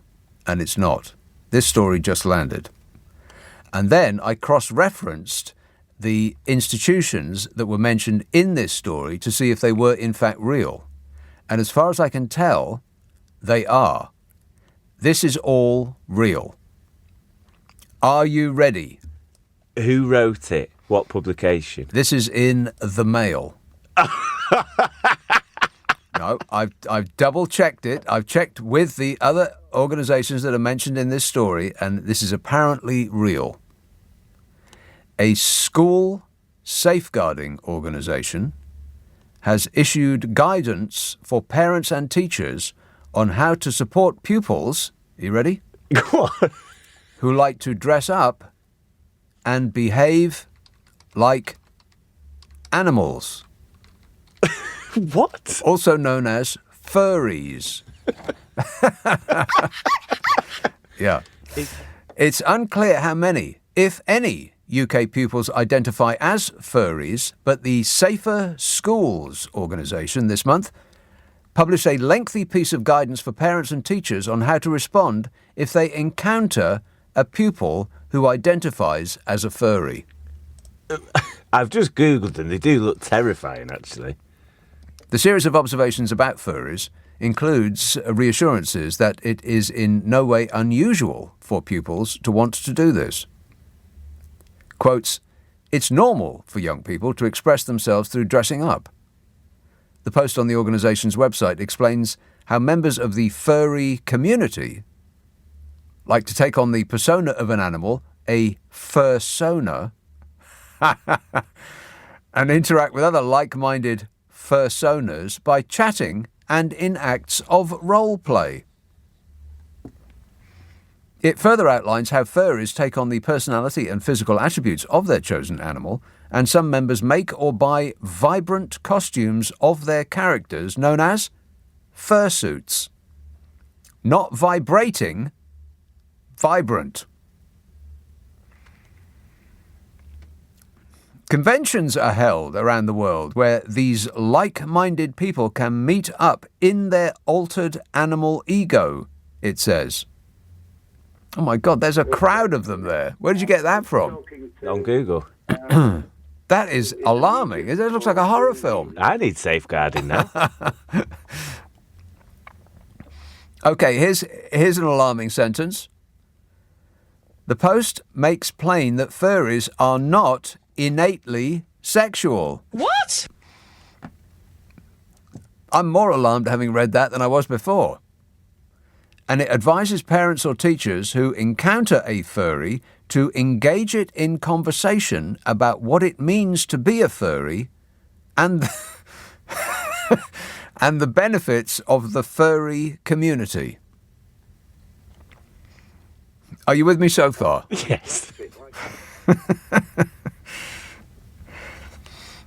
The Post acknowledges that a number of reports suggesting that students within multiple UK schools identifying as cats and engaging in disruptive behaviours such as crawling on all fours and demanding litter boxes be placed in toilets have in fact turned out to be hoaxes. But, it goes on, the furry community itself is a complex one made up of many different identities and definitions of what it means to be a furry. Safer Schools describes itself as a multi-award-winning safeguarding ecosystem created to educate, empower and protect your entire school community in a digital world. But last night, the idea of normalising this by providing guidance on how to support furries was condemned as madness by a right-wing group called the Campaign for Real Education. The chairman, Chris McGovern, said, all words to that effect.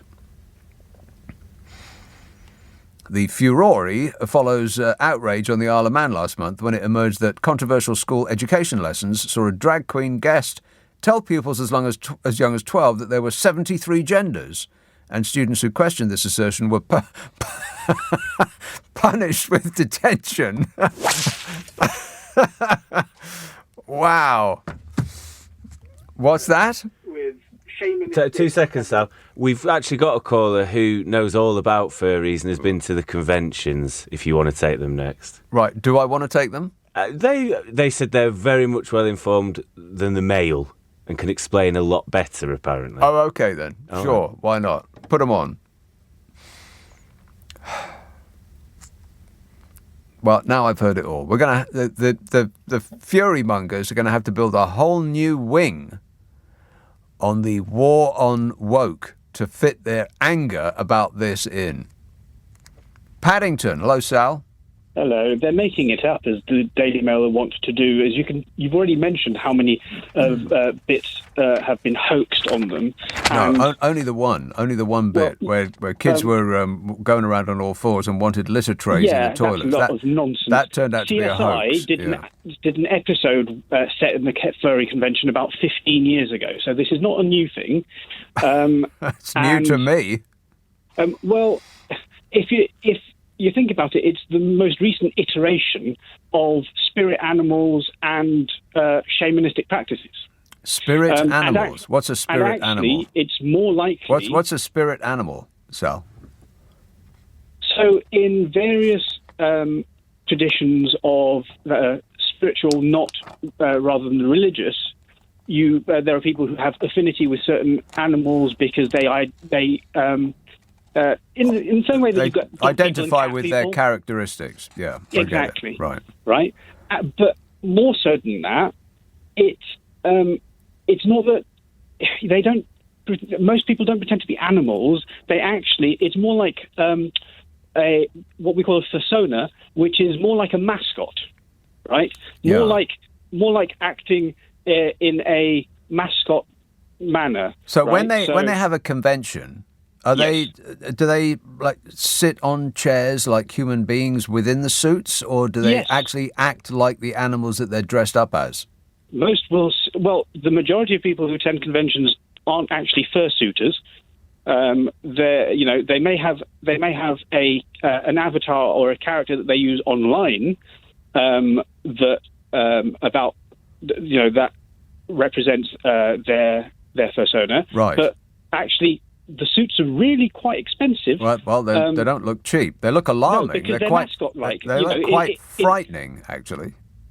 It depends on which. I mean, let's face it. If the article is trying to whip up moral panic in the same way that in the 80s we had satanic panic about D&D, it's the same kind of crossover of people. It's the quiet nerdy geeks who find a community and then are quite happy with it for 15, 20 years until some random comes along and goes, oh, that's weird, that is, and then starts making an entire song and dance about it. Right. Actually, there have been psychological studies done in the US at one of the at Anthrocon, which is one of the largest furry conventions in the world, and it takes place every year. But does everybody show up as an Alsatian or a husky? Because that's what I've seen. Entire crowds of people who dressed like blue-eyed dogs. You don't even. There are people whose personas aren't even sort of real animals. So you've got like griffins and dragons and stuff. You've got cats. You've got lots of hedgehogs, thanks Sonic, and tails. Many fox people. Right. Even ironically, a red squirrel or two. So if you want to save the red squirrels, be pro-furry. Well, can I be pro-furry without actually coming out as being pro? I mean, I don't want to put a sticker on my car. Well, that's fine. You don't have to. But the thing is that what actually happens at the majority of fur meet is basically a bunch of like-minded people who are usually quite introverted and nerdy get to meet with other people who kind of like near about the same stuff without actually being picked on. And they can act in a way that they wouldn't ordinarily if they weren't wearing a mask and a suit. Absolutely. Right, I get it. Well, you know what? If they're not, if you're having fun and you're not impinging on anybody else's, we raise a lot of money for charity as well. Well, that's neither here nor there. But if you're having fun and you're not impinging on anybody else's enjoyment of life, then I say, why not? Why not? And pretty much. Okay, well, thanks for calling, Sal. No worries, mate. What's your avatar? Dragon. A dragon, right? Do you breathe fire? No, I sit there on my piles of gold, and by gold I mean knowledge. Right, you mean your bottom? Right, okay. All right, excellent news there, Sal. Thanks for that. So now we know. I wasn't expecting that. 0345 6060 973. Text 84850. Email nick@lbc.co.uk. If you're on Twitter, it's @LBC. On your radio, on Global Player, and Play LBC. leading Britain's conversation. This is LBC.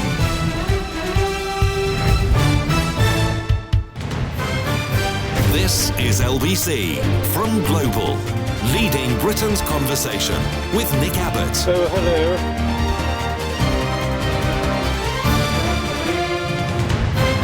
Well, the whole world's gone crazy. 0345 6060 973. Okay, so here is the news about his Chasness. For the first time in history, millions across the country will be asked to make their promise to the King by saying the following out loud. You ready? This is according to the Super Soaraway Sunday Times. This is what we're going to be asked to say next, I don't even know when it is. When is it? Coronation? Yeah. Saturday. Next Saturday, yeah. Right, yeah. What's happening on Sunday? I don't know, we're all off, aren't we? Monday? Off. Off. Right. So, for the first time in history, millions across the country are going to be asked to make their promise to the King by saying the following out loud. I swear that I will pay true... Hang on, it requires music. I swear that I will pay true allegiance to your majesty and to your heirs and successors according to the law, so help me God. Yeah, well, let me think about that for a while. No. I'm not saying that. I swear that I will pay true allegiance to your majesty and to your heirs and successors according to the law, so help me God. No. Absolutely. Not a chance. I'll say that if you pay inheritance tax. How does that sound? And you believe that? Because of an invisible space wizard said so. Sure. Yeah, okay. I do sense a desperation on the part of the press. They don't believe it. I don't think their heart's in it, apart from anything else. They're just going through the motions. They are petrified that our interest will wane, and then they'll have to go out and, find some actual stories, as opposed to printing Kate just bought a handbag story. There was a poll done of who is the most popular royal, and I think Wills and Whatsit were numbers 1 and 2, and number 3 was none of the above. That's actually true. I think so. Yeah. None of the above equals his kingness, his royal majesty. Oh. What a silly country. Haringey. Hello, Frank. Hello. Good morning, Nick. First I'm calling you, but I've called the station before.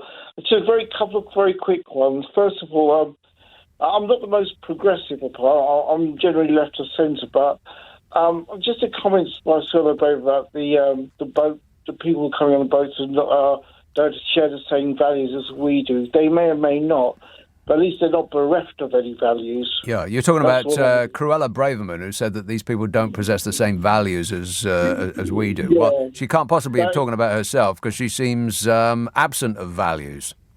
Yeah, it was just a point I made, basically. The second thing is the PR issue, proportional representation, Keir Starmer. Yeah. I used to support first past the post, and to be honest with you, looking at there is a small progressive position. I wouldn't say the Liberal Democrats are necessarily progressive because of their involvement in the coalition fostered the austerity measures that fostered Brexit, I think, to be honest with you. Yeah, you can't blame the Liberal Democrats for austerity.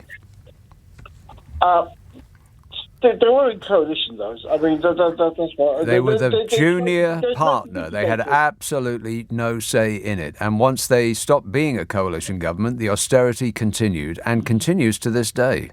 Ain't got nothing to do with the Lib Dems. Yeah, but what I will say is that, to be honest with you, the argument that first past post now gives stability was knocked on the head. We've had about how many prime ministers in the last 6 years? Yeah, exactly. And how many have been actually worth the money that we pay them in that job? Zero. Absolutely. None at all. Yeah. The other thing is I will say is that we've got to be careful with the sort of system we use. The other thing I would be careful about is the upper house. You may disagree with me on this, but I think it should be indirectly elected based on the votes cast in the lower house. So the upper house is elected and representative of the people. Yeah, I completely agree. It should not be subject to political appointments for people who have done favours for the Prime Minister of the day or bunged him or her a fiver or done them some favours or kept quiet with whatever secrets they've gleaned while in power.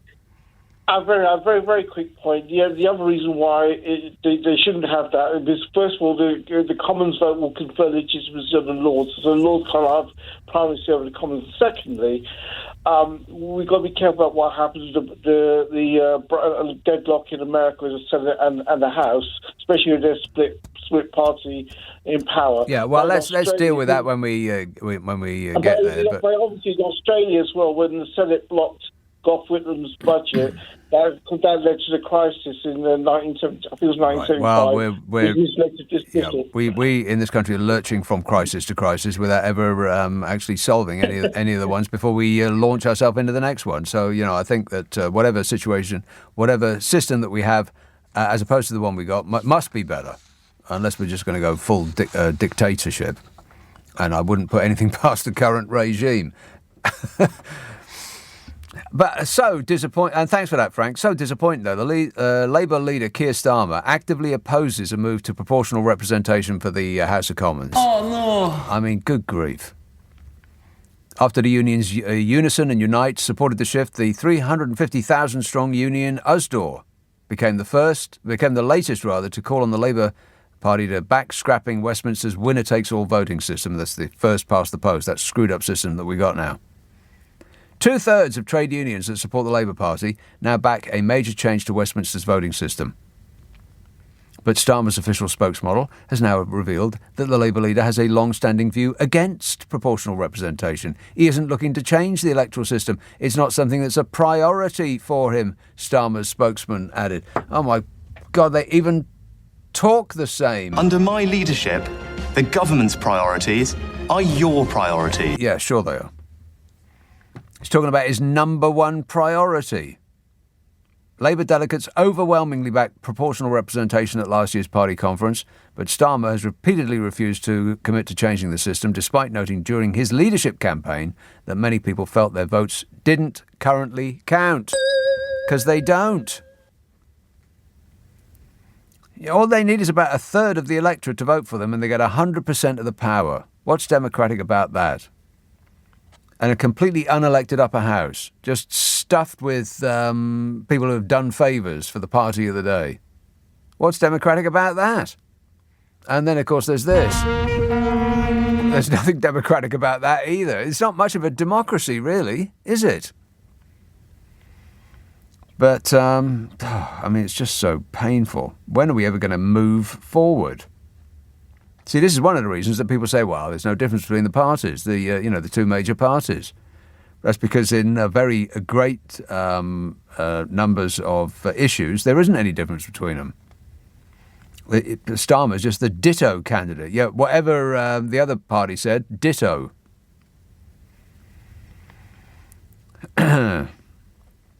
Leading democracy campaigner Neil Lawson, director of a cross-party group Compass, said, by opposing proportional representation, Starmer's putting himself against the overwhelming views of his members, the views of the public, and the need to renew our democracy. Why doesn't he want to do it? Presumably, I suppose, because when a leader dreams of becoming Prime Minister, they want 100% of the power. They don't want to have to share it with anybody else. They don't want to have to share it with the Lib Demers or the Greenie Groovies. Certainly don't want to share it with them. So they want all of the power to themselves. Yet a problem with that is that the Conservatives keep winning over and over and over and over and over, which should put a kink in his hairstyle, Keir Starmer, you'd think. Hey, wake up. It's later than you think. The Tories will never change the system. That's what a Labour Prime Minister could do, but he says he won't. Very disappointed with the current leader of the Labour Party. If that is actually what it's called now, the Labour Party. Willie Sullivan, Senior Director of the Electoral Reform Society, said, we need an end to our broken first-past-the-post voting system and winner-takes-all mentality that dominates our politics. Yeah, correctamundo. But, like I said, the lure of total power overcomes the common sense idea that our votes should be recognised with representation proportionate to the votes cast. Of course it blooming well should. But, that's just silly old me. Richard says, I'm sorry to hear that tonight's the last show for your glamorous assistant, although you're perfectly capable of doing the show on your own. Well, that's nice. Thanks, Richard. I'll struggle along. He says, although you're perfectly capable of doing the show on your own, I did enjoy his contributions and felt they added a je ne sais quoi to the show. Ridiculous. Hey, you listening to this? There are actually 2 minutes. Well, turn whoever that is down. Je ne sais quoi. What's je ne sais quoi mean? I don't know. I don't think we have it in Stockport. Je ne sais quoi. You screwed that up. That was a perfect setup, and you messed that one up. You're fired. What did you say? I've got a caller in my ear. I know you have. I'm telling you to shut them up while I'm speaking to you. So, je ne sais quoi. What does that mean? Oh, no, I'm going to mess it up again. You just have. Oh, my God. That's a big fail. Never mind. Who's on first? Yeah. Never mind. He says, any chance of getting him back in the future? It's beyond my control. P.S. This is not his mum writing under a pseudonym. Oh, my God, it's your mum writing under a pseudonym. Kirsty emails, can please somebody get rid of Fishy Sunak? It's not funny anymore. It's not funny anymore, Fishy. How about when he says this? I'm gripping it. A little bit funny. I'm sure he's done his best, but I have gone from disbelief to fury to embarrassment to downright horror under his rule, says Kirsty. Thank goodness for refreshments, or I would have lost my marbles 3 prime ministers ago. Absolutely. Best wishes to your glamorous assistant. I will miss him, says Kirsty. And Howard says, talking of Sunak, I think he looks like Lady Penelope's chauffeur Parker in Thunderbirds. A little bit, yeah, a little bit. Chingford, hello, John. Oh, hi, Nick. I'll second that on your glamorous assistant. Definitely a very hard act to follow. Yeah. So be very, very missed. Well, let's not get carried away. Well, no, he's a charmer, It's really been a pleasure dealing with him. Anyway, right. Just to let you know, the parakeets are taking over Chingford as well. Really? Yeah, they're everywhere. So they really are. They've become incredibly successful because I don't think there's anything that can compete with them. They're very cute looking, though, aren't they? No, they're not. Okay, when they flash by, you think, wow, what's that? That luminous green thing has just gone by. But the noise they make is insufferable. Yeah, I think magpies are the worst, though. I mean, they really are noisy. Are they? Feathered things. Oh, magpies, with the squawking. Yeah. And they've got that sort of malevolent gait about them as well, the way they hop along. They don't nice way of putting it, They look like they're up to no good to me. Yeah, and they terrify the pigeons, don't they? The pigeon and the cats. A magpie comes. And the cat. There's two magpies who regularly mooch about around the front of where I live. And I saw a cat from next door, and it didn't want to take them on. It just sort of stood there and watched them wander around right in front of it. And the birds weren't shy at all. They were going towards the cat, and the cat just didn't want to know. Yeah, don't blame it. What I found about just it's a bit geeky, but I retired in 2008, which is the same time that Blu-rays came out, and I thought, well, I'll get some of my favourite films on this then new medium Blu-ray, and all the films I wanted were released in the States. Right. So, between 2008 and 2016, I daily used to watch the pound against the dollar. Yeah. And obviously, because it used to go up and down radically, not like now, where it's just stable. And, when it went high, I used to, put an order in for a few classic films I wanted. Right. But between 2008 and... Because you do it on the telly, they tell you every day what the pound against the dollar. Yeah. But between 2008 and 2016, the lowest the pound ever went was 148. And that actually sent shockwaves through the market, because I said, well, I'd love it to be 148 now. But then, which was...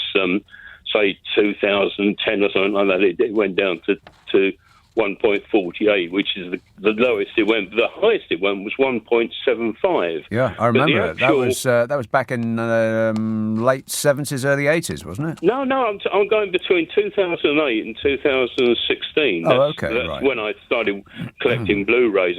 Purely, but really, when the pound was normally about 160, and then as soon as Brexit happened, it went straight down to 130. And it never recovered. It has not recovered to this day. Well, it's gone low, because actual financial experts at the time said it could go down as low as 120, which it did.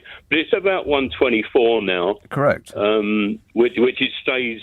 which is pretty static. It doesn't go up and down like it used to. It's down 16%. It's lost 16% against the dollar, 13% against the euro. We're doing very, very badly. Those Blu-rays, by the way, did they do that same mean trick that they used to do with DVDs, in that they split the world up? Yeah, they split the world up into all sorts of different territories. So if you bought it from America, your British-made machine wouldn't play it. Did they used to do that? No, you had to get a multi-region player.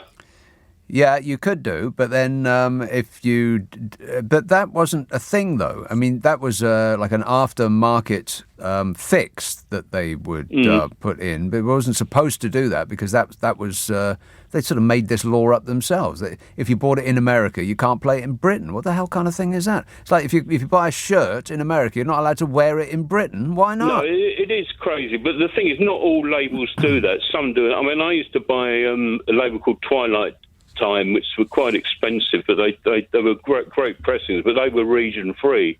I mean, some companies are region free, and some are. Well, I think that's an outrage. I mean, I don't know what kind of other business does not allow you to use a product that you buy in whatever country you buy it in. Well, what business is it of theirs? Copyright and all this nonsense. Well, what difference does it make, copyright? I'm as infuriated with it as you, because I've had to buy a multi-region player, and they don't last forever. Right. So. I'm now a convert to streaming and digital. I just can't be bothered with it happened all of a sudden. Same with discs, CDs, and all of that. I thought, I'm never going to be one of these people that gets rid of the physical product. And then as the moment that I heard high definition audio, I just thought, right, that's it. I'm not going to play a CD player again for the rest of my life. That sounds brilliant. Yeah. Anyway, always a pleasure, Nick. Thanks a lot, John. Cheers, mate. 0345 6060 973. Dan says, best wishes to the glamorous assistant in whatever he's doing next. Hope your next patient is not so prone to whinging, whining and moaning. Good luck and thanks. Hey, assistant. Stop whining. Caroline says, got an onion the other day that cost 70p. What? For an onion. God, that is some top-of-the-line onion you got yourself there, Caroline. What does it do? 0345 6060 973. York. Hello, Claire. Hi. Claire. I wanted to talk about Sunak and the Tories, and what really annoys me intensely about Sunak is when he keeps saying what's important to the British public. Yeah. And I just want to scream at the TV Yeah, me too. and say, do not tell me what's important to me. Exactly. Yes, but it's usually when he's refusing to answer a question that has been posed by some inquisitor, and he just refuses to answer, and he says, that's not what people want to hear. What people want to hear is, I'm here in Scotland or wherever to tell you how marvellously well I'm doing. He really sickens me, and I'm sick of I'm sick of people saying that they're all the same, but Sunak is better. They say that, I think, because they don't want to face how corrupt the Tory party is and who they voted for, and they don't want to feel guilty for continuing to vote for them. I think that the rot started with this bloke. Yeah. Wait a minute. And he just made people think that they're all the same because of his vaunting misdeeds.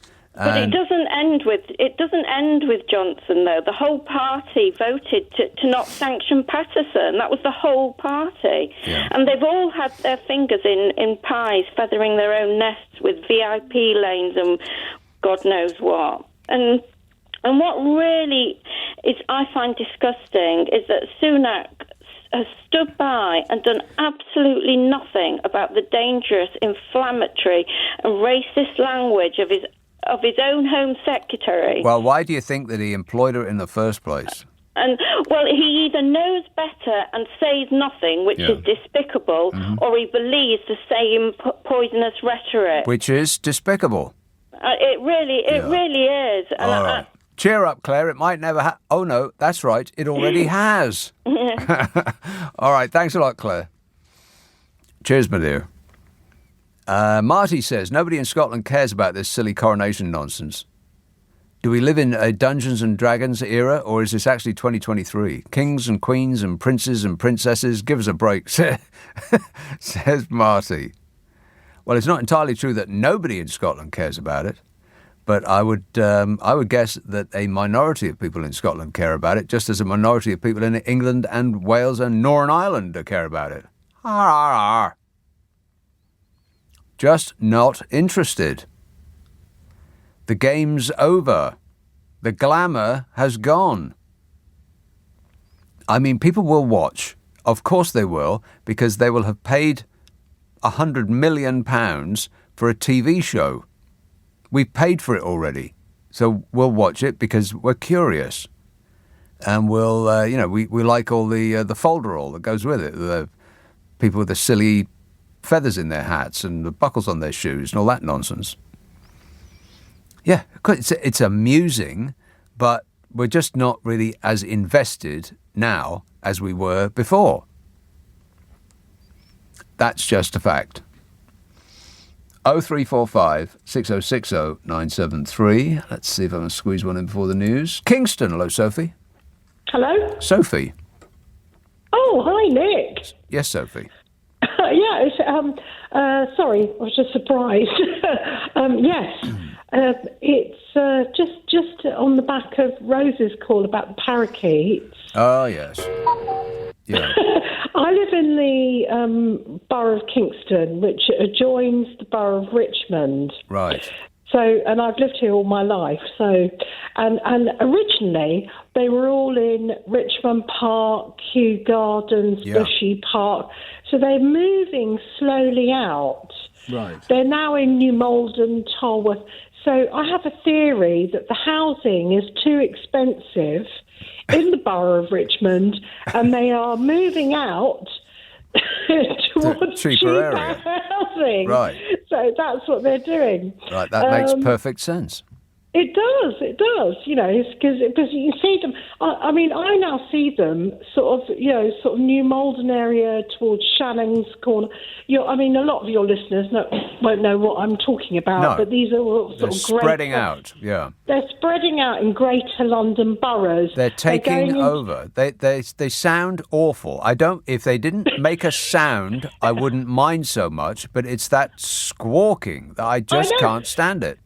They're even in trees near the A3, near Shannon's Corner. You know, I mean, it's crazy. Right. They've gone mad.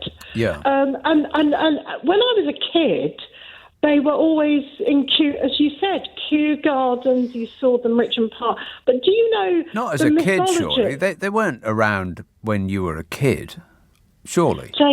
They were. I'm trying to think. No, I seriously doubt that. They're a brand new addition, and they're not welcome. No, for anybody that's just tuned in, we're not talking about people. We're talking about parakeets. Talking about yeah. parakeets, yeah. Yeah, but they have been around a long time, seriously. And there is the mythology behind it is Shepperton's studio. Right. That there was the filmmaking in Shepperton's studio when they were making The African Queen. I don't know if this is might be a myth. Uh-huh. That with Humphrey Bogart and Catherine Hepburn. Yeah. That they shot some of that in Africa and some of it in Shepperton's studio. This is the mythology. And that some parakeets were brought over to England for the shooting of The African Queen. Right. And then when they finished the filming, they released them. They just threw them away. Yeah, they released them into the wild. Because I heard that it was Jimi Hendrix. Rock and roll! Wow, really? Yeah, he had a parakeet, and then, he was probably otherwise engaged.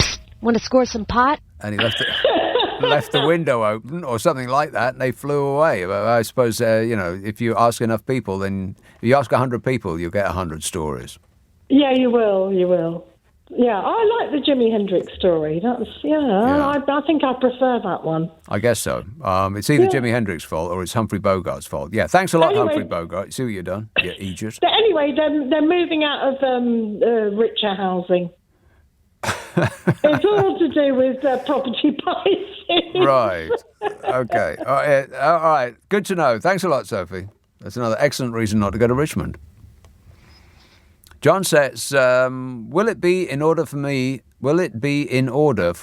to watch the grass grow rather than the coronation? Well, I would take whatever freedom is available to you now, John, before it is whisked away. If you don't use it, you may lose it. John said, I read that. Kath says, your glamorous assistant, was he reading the LBC News sometime last week? I think I recognise his soft, dulcet Lancashire tone. You're not a newsreader, are you? Yeah. Sorry, Nick. You a newsreader? I tell you what, No. There's people shouting at him now. Don't let him shout at you. It's your last day. Anita says, I couldn't let your glamorous assistant have his last day without saying a big thank you to him and letting both of you know that you are an absolute brilliant duo. We're not a duo. Wishing your glamorous assistant all the best for his future. You will be missed. Oh, people are getting carried away. He ain't going nowhere. He's just moving to another show, that's all. Chris says, I am genuinely surprised this cheap Del Boy government hasn't thought of a cashless society. What do you mean they haven't thought of it? They're doing it as we speak. He says, let's save a ton of money and abolish cash. Perhaps I shouldn't give him any ideas. If it sounds nuts, it could be a government policy. I'm sure it is a government policy. That's exactly where we're going, a cashless society. It was something that they were going to bring in over the course of, 10 years or so, and then the mad bat disease showed up, and nobody wanted to touch cash anymore. And now we have willingly, pretty much, given up cash. Stupid, stupid, stupid. Because at the point when the internet goes down, it might not go down all of it, but it might go down where you live or where you want to get some, go into a shop and buy something you don't need with money you ain't got. And you wave your card over the machine, that goes boop and it don't go boop no more, then what are you going to do if you ain't got cash? We will miss it when it's gone. But when it is gone, we will be under total control. That is what they want. They want us to give up cash because then we will spend money like it doesn't exist. Everything seems free when you just wave your card over the magic machine and you don't register how much you're spending. And then you get into a massive amount of debt and then you spend the rest of your life just paying off the interest, which is exactly where they want you. 0345 6060 973. It's just past 12:30 on LBC. The news headlines with Tim Daly. This is LBC with Nick Abbott. Right, so what are we doing? Doing a radio show, Gibbon. I do a podcast, though, with Carol McGiffin, which, if you like to be amused and you got a spare hour, it'll be right up your alley. It's called What's Your Problem with Nick and Carol, in which Carol McGiffin and I try to solve people's problems while guffawing like seals. Now, if you want us to have a bash at your issue, sometimes we come up with some really good solutions. But I mean, mostly we don't. Mostly. But sometimes we do. Here's the address to send it to. nickandcarol@global.com. NICKANDCAROL @global.com. But you must prepare yourself for total satisfaction. Ask for it by name on an internet near you. What's your problem with Nick and Carol? Lewisham. Hello, Jane. Hi there. Hello. You know, you were saying about the restaurants and that closing because they haven't got staff. Correct. I don't think it's that. I think it's It is that. People who are running restaurants are saying that that's what the problem is. No, the people haven't got the money to go to them. That is a problem, but it's not the problem. I think that's the most problem. Jane, people who are running restaurants are saying the reason they are failing is they can't get the staff. The people who are actually running the restaurants, you'd think they'd know what they're talking about. Or maybe they're making excuses, and maybe if they did have the staff, they still wouldn't get the people to go. No, that's not an excuse, though. If the reason that they're folding is that people can't afford to go there, then that is not them excusing poor management, is it? If people haven't got the money, they just can't go there. Because people even think about, well, they don't even buy a coffee when they're out now. Whereas before, people would just go and buy a coffee. Yeah, they still whenever. do. They still do. A good number do, but Jane, you're just making this up, aren't you? You're one of these people. Yeah, of course you are. You're just one of these people that say that I've done my own research, but by which you mean I've just pulled some spurious information out of the air and then made up whatever gaps in the argument are and come out with something that sounds right to you, and therefore it's a fact. It's not a fact, Jane. The people who are actually running the businesses are saying that the problem is they can't get the staff. No, it's the people. They're saying that, but it's not that. Oh my God. Just shut up, you silly woman. And I mean that in a positive and helpful way. I do. Telling people who are running businesses what the reason is they're failing, where they're saying that it is because they can't get the staff, and this person is saying, oh no, that's not it. Like she has any idea what she's talking about. But she seems certain that she does, which is alarming. 034, I mean, I just haven't got the patience, Jane. I really don't. If you refuse to accept reality, then off into your own little world. Don't drag me into your furious purple nightmare. East Yorkshire. Hello, Mike. Evening, Nick. I better be careful. Yeah, I love the bit about the fairies. And what struck me with that was, I knew George Galloway had got a lot to answer for, but I've only ever watched about 2 minutes of Big Brother in my life. Yes. And I just had to watch his cat impressions on there. A furry, yeah. Which confirmed that it was a good decision not to watch Big Correct, Brother. yeah. No, what I was ringing up about was a bit of a thing, really, because I was talking to an agent who brings in workers into the UK for agriculture. Yeah. And just chatting to him, because one of my friends grows about 2,000 tons of veg for supermarkets in the UK. And this guy was visiting. I talked to him. I said, where are you getting people from now? And he said, Azerbaijan. Azerbaijan? Yeah. Right. Uzbekistan and Kazakhstan. All of the stands. And I said, why? And he said, well, there's no resistance over there because they've no concept of Brexit. So Eastern Europeans are very difficult to attract because we told them to go away for years and they did. Yeah. So he said, we can get them in for, on that reason. He said, the other thing is it's easier to get permits for people, non-Europeans, than Europeans. How lunatic is that? And that's a total political decision, just so that Fishy Sunak can point to a chart that shows how fewer people from the EU we've got here now. Exactly. And I said to him, well, how do you go on with language? And he said, it's very difficult because we now recruit people with 46 different languages.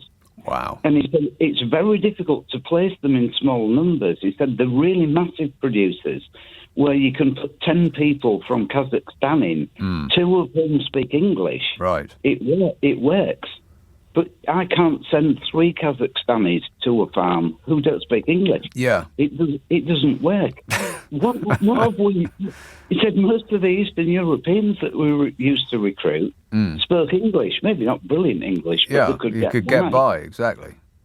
And this is Brexit madness, Nick. What we've done as a country is we've tied one of our legs up with a belt so that it's off the ground. It's like we've sort of lashed one of our legs, our feet to our bottom, so that we're now hopping around on one leg, because that was the decision that people made without knowing that was the decision that they were making. It was like, would you like decision A or decision B? Decision A is the one that you should go for because that would be an excellent decision.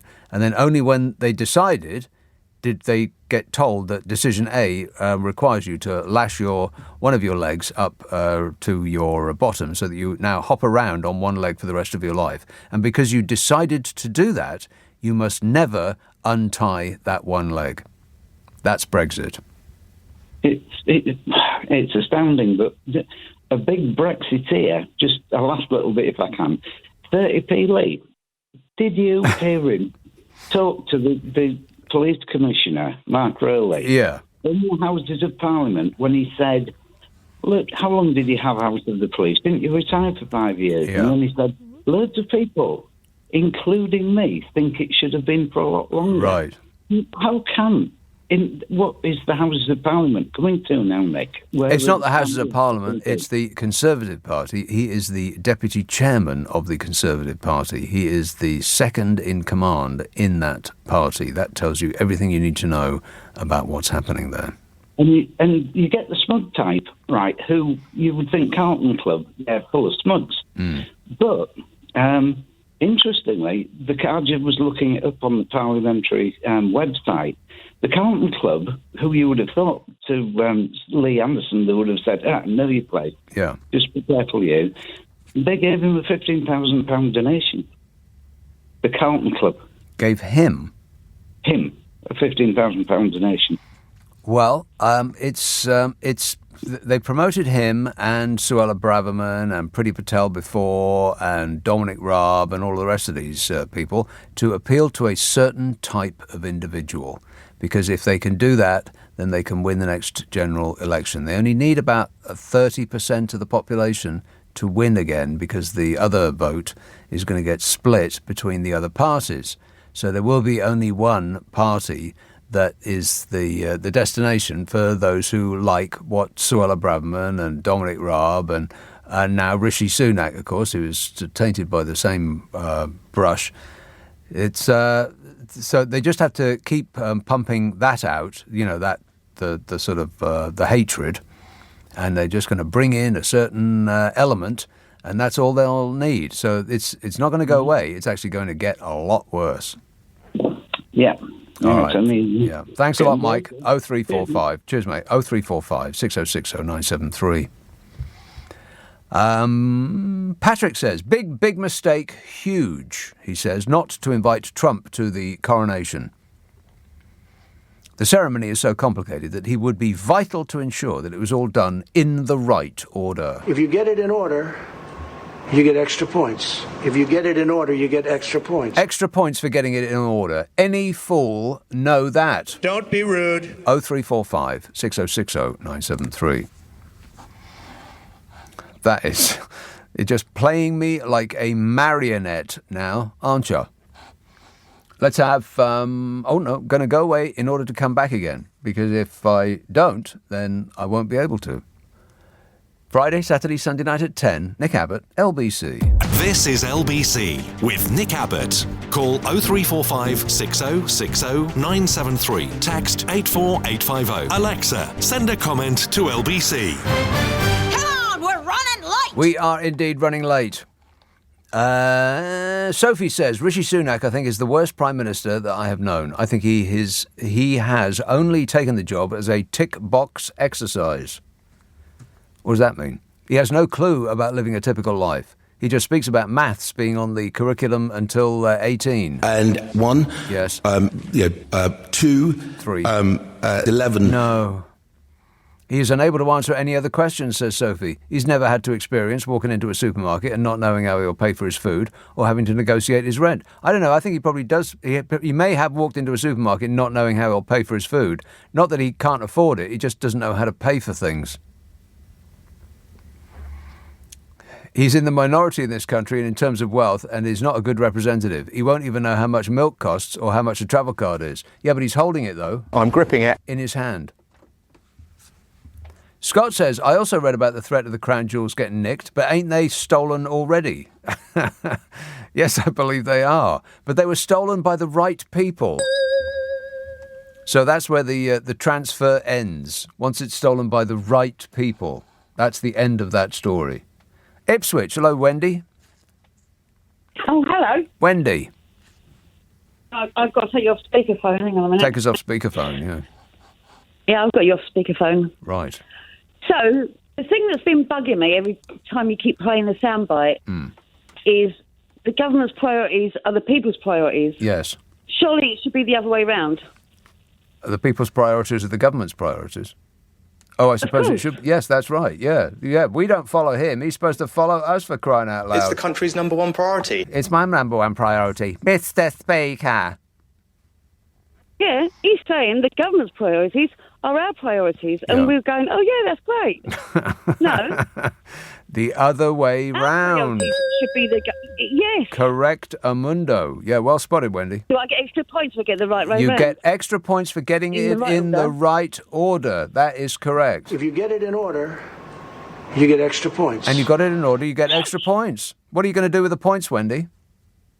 Well, I don't know. Points make prizes. Fund, I think. What would you like? We've got set of steak knives, speedboat.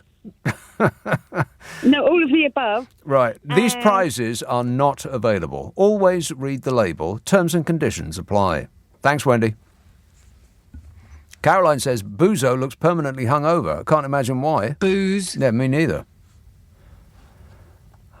Gary says, you said that James O'Brien pulled Farage apart molecule by molecule.